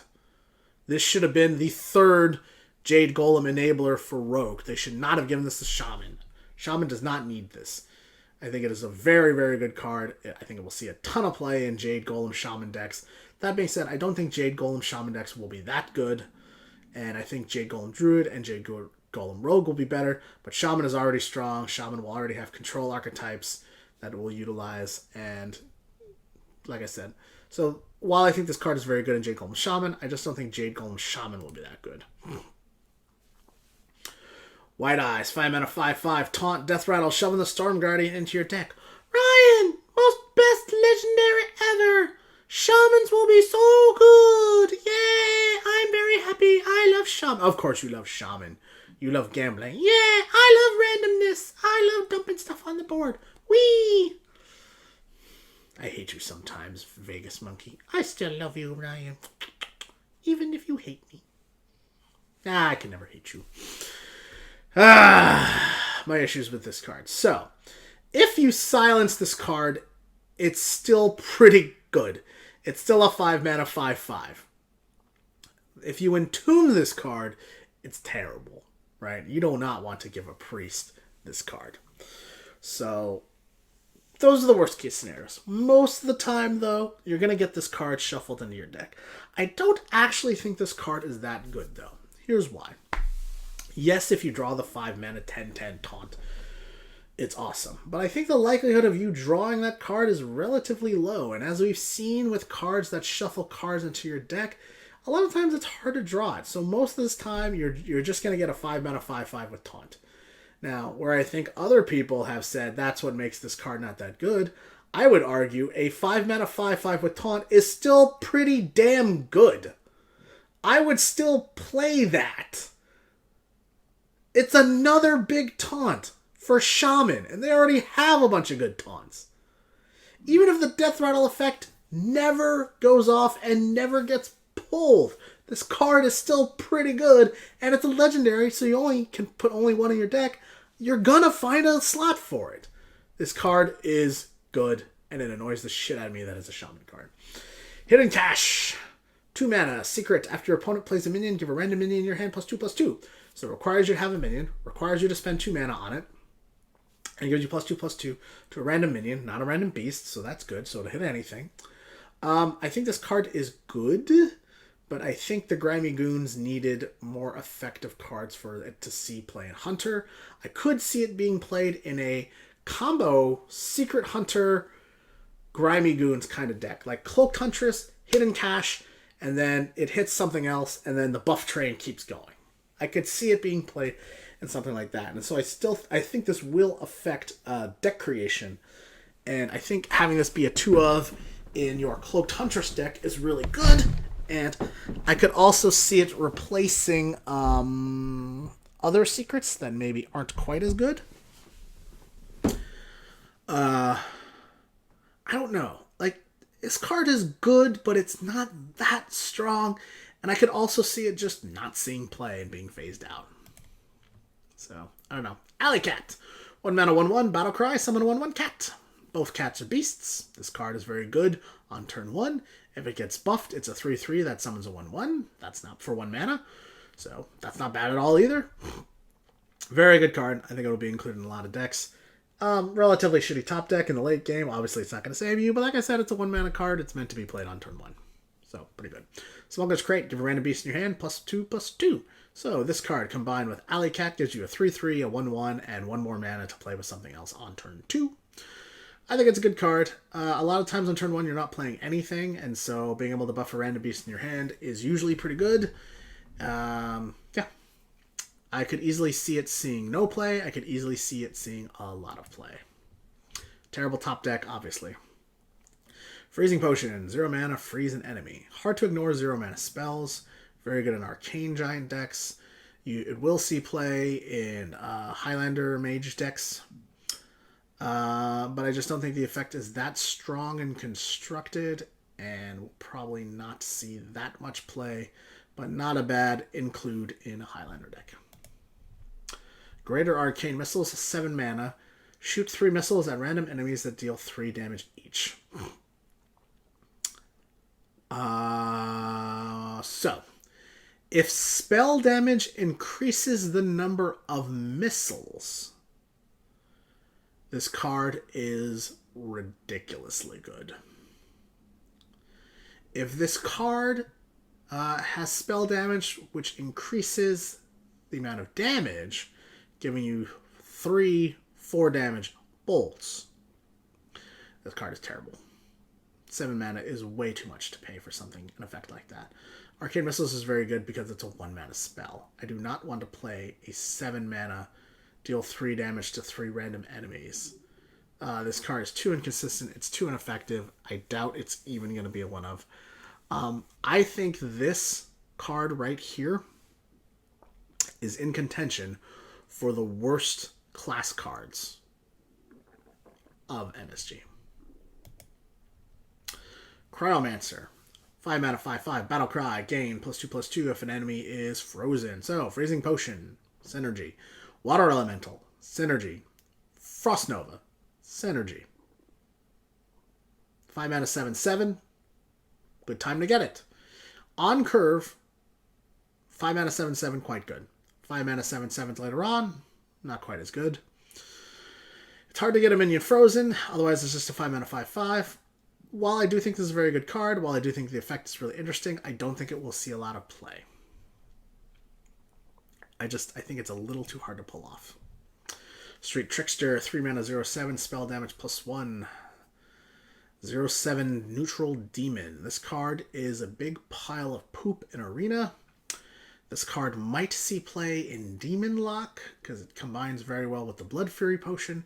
But are you playing the Blood Fury Potion in Demon Lock? I don't know. It doesn't have taunt, it has spell damage.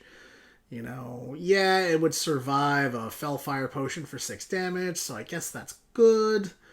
I don't know. I think this card is pretty weak. I don't think it'll see a lot of play. It potentially could see play in Shaman to enable Spirit Claws and other effects, but that's about it. 5 mana, 2/6, neutral red Mana Worm. Whenever you cast a spell, gain +2 attack. When I originally reviewed this card, I had thought it was like a Mana Addict, and it only gained it for this turn. I have subsequently found out that this card is a derivative of the actual Mana Worm for Mage. So that's why it has 2/6. It's like 2 Mana Worms in 1. So it actually keeps the attack buff. This card is good. This card is really good, then. 6 health is enough for it to live most of the time. I could see it, oddly enough, being played in decks that aren't Mage decks. I could see this in a Grimy Goons deck and have it be a 3/7 or a 4/8, and then you play a couple of spells and it gets buffed. Right? This card could easily snowball out of control, assuming it lives and keeps going. You know, even just playing this and concealing it, and then fucking going off with Miracle Rogue, this has OTK potential. I think this card is actually very good. I think it will see a lot of play, and I think it's a very, very neat, very interesting card. Blubber Baron, 3 mana, 1/1. Whenever you summon a Battlecry minion, while this is in your hand, I gain +1/+1. So, the worst part about this card is those 3 words, while this is in your hand. I know that seems like 6 words. Because it is 6 words, I said 3 words.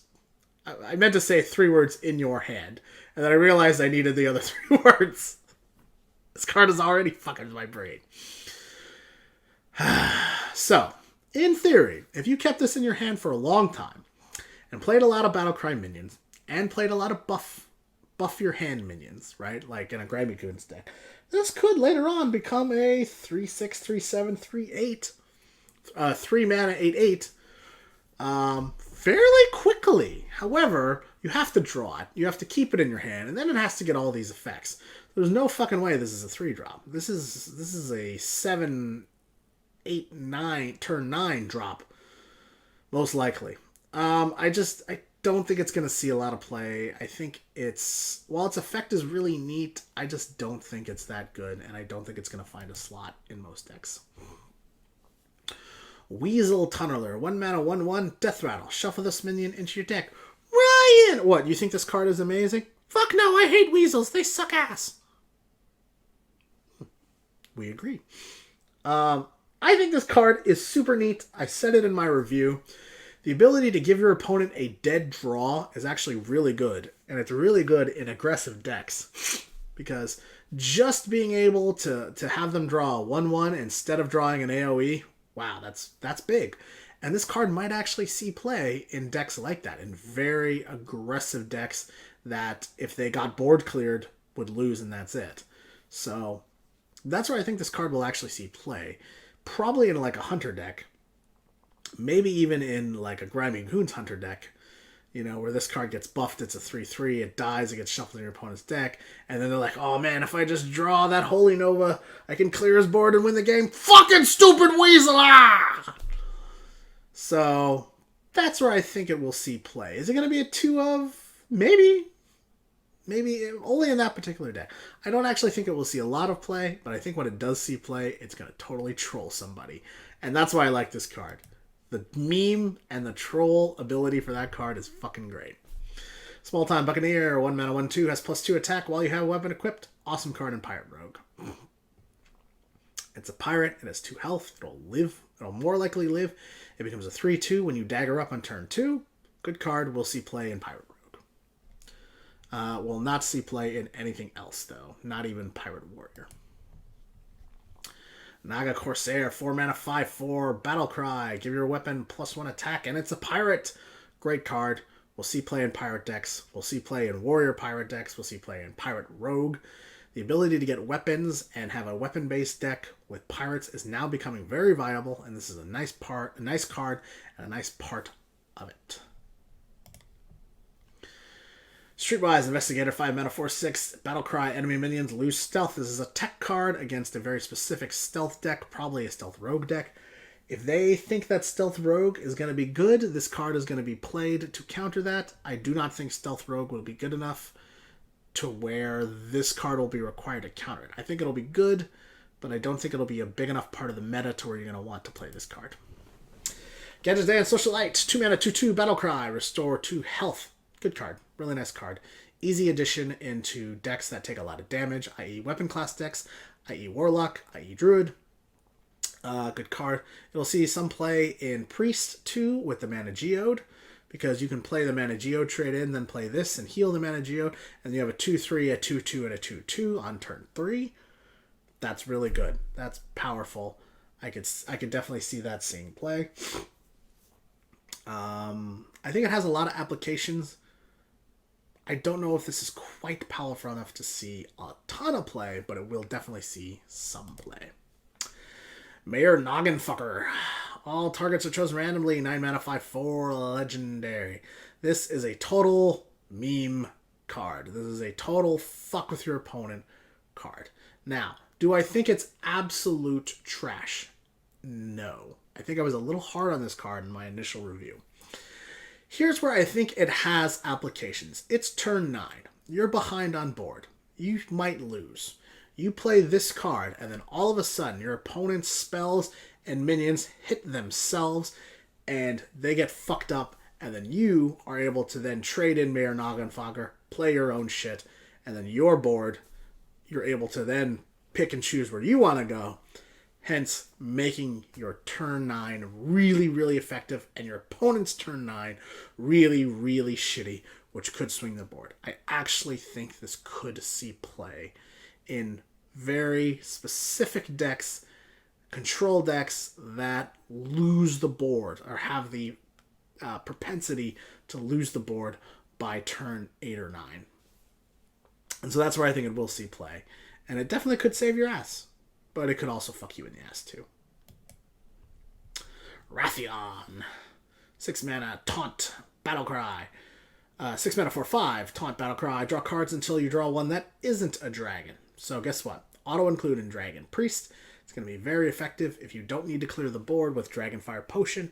You play this card, and then you draw at least one card, but potentially 2, potentially 3, potentially 4 if you draw a bunch of dragons. I think an excellent card, and we'll see. It will be an auto include in Dragon decks. Genzo the Shark. 4 mana, 5/4. Whenever this attacks, both players draw until they have 3 cards. I love this card. I think it's fantastic. I think it's going to be an auto-include in the Grimy Goons decks. It has the Jeeves effect on a buff body. I really, really hope I get this in one of my initial packs, because I see this card having a ton of potential in very aggressive style decks. I think this card is going to save your ass a lot of times in decks that don't have a lot of card draw. Especially maybe in something like a Hunter, especially maybe in something like a Paladin, just in decks that are emptying their hands, right? I could even see this seeing play in Tempo Mage, where you just, you run out of cards, you play this guy, and then boom, you refill. And that's one of the issues with Tempo Mage. A lot of times they run out of cards, and they're like, Arcane Intellect! You get this guy, it's like another Arcane Intellect a lot of the time. So I think it's a very good card, and I think it will see a lot of play. Ancient of Blossom, 6 mana, 3/8 with Taunt, neutral. This card will see no play. It is poop. It is understated. It is a big giant taunt. Maybe you will see it in Taunt Warrior, maybe not, but it does not fit into any other deck. Poop, poop, poop, poop, poop, poop, poop, poop. Quite possibly the worst card in the set. Defias Cleaner, 6 mana, 5/7. Battle Cry, Silence a Minion with Death Rattle. Now those are stats. Good stats. If Death Rattle Hunter becomes crazy, Defias Cleaner will see play. If Sylvanas becomes too much of a threat, Defias Cleaner will see play. If Cairn becomes too much of a thing, Defias Cleaner will see play. It is a tech card. It is a one of at best in your deck. You're not going to be running 2 of these, but it's pretty buff, and maybe it'll see play in Grimy Goons decks and get really buffed and be like a 6 mana, 6/8, 6 mana, 7/9. I could see that happening. I think it will see play, just not a ton, and it's definitely a tech card.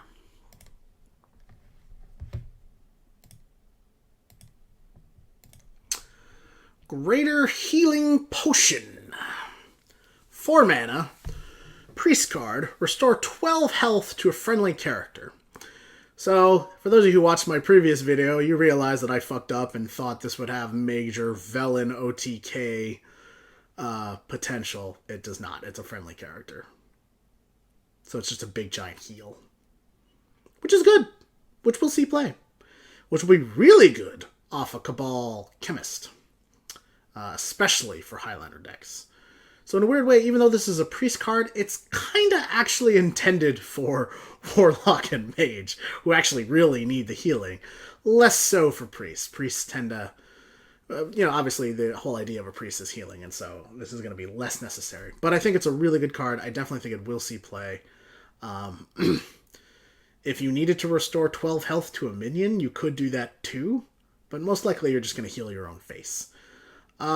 Much like other healing cards, though, if you're behind, this delays as opposed to solving your problem. So that is the downside I see to it. But I do think it's a very good card. I do think it will see play. Cabal Songstealer, 5 mana, 5/5. Battle Cry, Silence a Minion. Yay! Silence Priest. Woohoo! I mean, it's a good card. It's a solid, it's well statted. Being able to silence something is a necessary thing. I just don't know where it's going to see play. You know, is Silence Priest really a good deck? No, it's a meme deck. It's fun. You know, turn 4, you know, what's nice is turn 4, Ancient Eerie Statue. Turn 5, silence it, get a 7/7 and a 5/5. And it's more silence. You know, priests now have the card Silence. They have Purify. And they have this guy. That's 6 silence effects in your deck. That's pretty good. That actually could make Silence Priest viable. Maybe. It's possible. It's weird though, because they've been trying to get rid of Silence, but I guess it's okay if it's just in Priest. Lucky Do Buccaneer, 6 mana, 5/5, Battlecry. If your weapon has at least 3 attack, gain +4/+4. Is this going to make Assassin's Blade return? Maybe. Is this going to make the return of Deadly Poison a thing? Maybe. Is this going to make Deadly Fork actually viable? Maybe. Possible. I hope it does. I love pirates. I love the idea of Pirate Rogue. And Lucky Do Buccaneer would be a great addition to Pirate Rogue. I just don't know if Pirate Rogue's going to be good. I don't know if Pirate Rogue is going to be viable.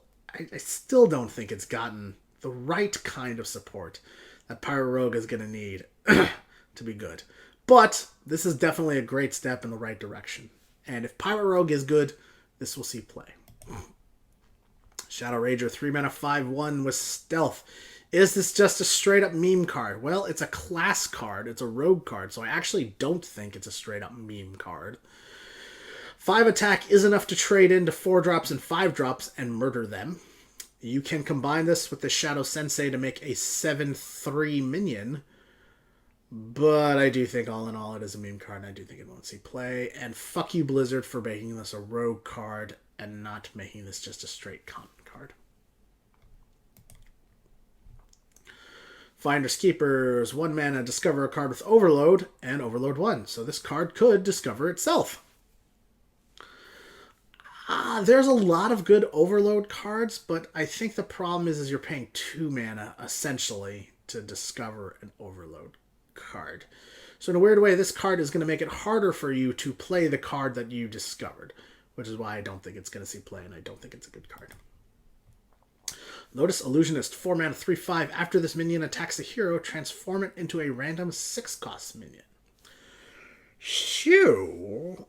Here's my issue with this card. It's a 4 mana, 3/5, which is pretty good stat-wise. It's not terrible. It's not good, but it's alright. If you use this card on turn 5 to attack a minion, it will probably die before it has a chance to attack a hero. Which means when you play this card, you have to go face with it, and it has to live. And 6 mana has seen fairly significant nerfs to its range of minions. More specifically, the Big Time Racketeer is a huge nerf to this card. And also, the Corrupted Seer is a huge nerf to this card. There's some fairly weak 6-drops now, which makes this card significantly less effective. However, I do not think this card will see a lot of play in this expansion. But, because it's going to be around for the next 2 years, I think it will become very good and very effective in the next expansion and the next following year. So, in Arena, it'll be a good card. Blast Crystal Potion, 4 mana, destroy a minion and one of your mana crystals. Excellent card. Really good card. Well themed. I mean, it's removal. It's hard removal. It's 4 mana, hard removal, and destroys random mana crystals, so it's basically it's Assassinate, but you can play it 1 turn earlier. And it forces you to take a little bit of a tempo loss in order to play it. But if you play this on turn 9 or turn 10, who gives a flying fuck? You get that mana crystal right back, no big deal. And that's the thing. It's basically overloading you. It's basically 4 mana, destroy a minion, overload 1. Would you play that card? Yeah, I'd play that card. I would definitely play that card. And guess what? We have that card. There you go. Definitely an auto-include in Highlander decks, maybe even a 2-of in Demon Lock. Unlicensed Apothecary. 3 mana 5/5 demon. 3 mana 5/5. We've been talking about that. I love 3 mana 5/5s. I know you do. I know you do. This one's actually quite good, and I think we'll see quite a bit of play. Whenever you summon a minion, deal 5 damage to your hero. So, on curve, this card is ridiculous. And in a weird way, taking that 5 damage is not so bad in Zoo. And so I think this will be very good in a Zoo Lock deck. Where I think this card, and in the late game, it's actually not that bad if you play other stuff first and then play this guy, because you're not going to summon a minion for a whole turn. Maybe you can trade it off if you don't want to take the damage. But even if you do take the damage, it's not really that bad. There's a lot more healing out there. And this is another one of those Warlocks take damage kind of card. I actually think it's quite good. I actually think it will see a lot of play. And it's another really good demon that will come out of Beta Doom, that will come out of the Cabal Trafficker. Yeah, I like this card a lot. 4 mana, 5/4, Crystal Weaver, Battlecry, give your demons +1/+1. Demon Lock's going to be a thing, and this is the card that's going to enable it. 4 mana, 5/4 are excellent stats. Having demons on the board, hopefully. This is actually probably going to see more play in a Zoo Demon Lock, where you're just playing a bunch of cheap to mid-range demons, filling up your board, and then Crystal Weaver all of them and smash!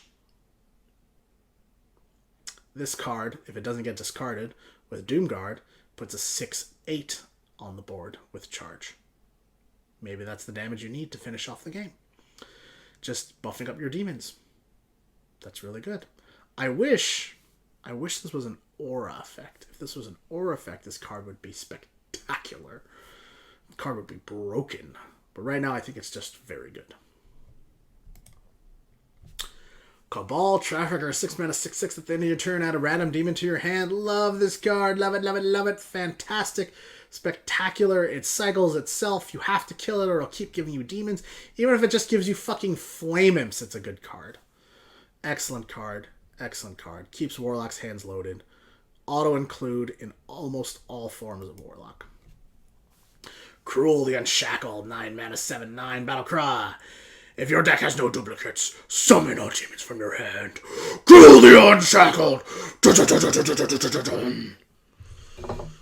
Does anybody think Cruel the Unshackled would be an awesome fucking heavy metal band name? I do! Love this card. Think it's great. Fantastic. Combining this card with Cabal Trafficker. Combining this card with a lot of other just demon cards. Even if it only summons 1 demon, it's still a 9 mana 7/9, which is pretty damn good. Great card. We'll definitely see play in Demon Lock. May even see play in Reno Lock. Hobart Grapple Hammer, 2 mana, 2/2, Battlecry. Give all weapons in your hand and deck +1 attack. Amazing. Amazing, amazing, amazing. Excellent card. Amazing warrior card. Any sort of weapon-based warrior deck is going to love this card. Its effect happens no matter what. It's all weapons in your hand and deck, so no matter what, you get the buff.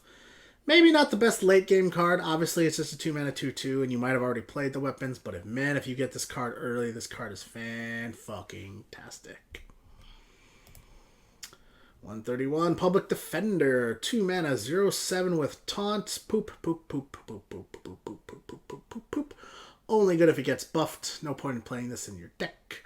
Very good with Bolster. Only will be good in a Taunt Bolster Warrior deck, which hopefully has got enough support to be actually good now. And I was playing a pretty viable Bolster Warrior deck over the course of the last couple of months. Maybe this will see play. I just don't think so. I think it's poop, poop, poop, poop, poop. Sleep with the Fishes, 2 mana. Deal 3 damage to all damaged minions.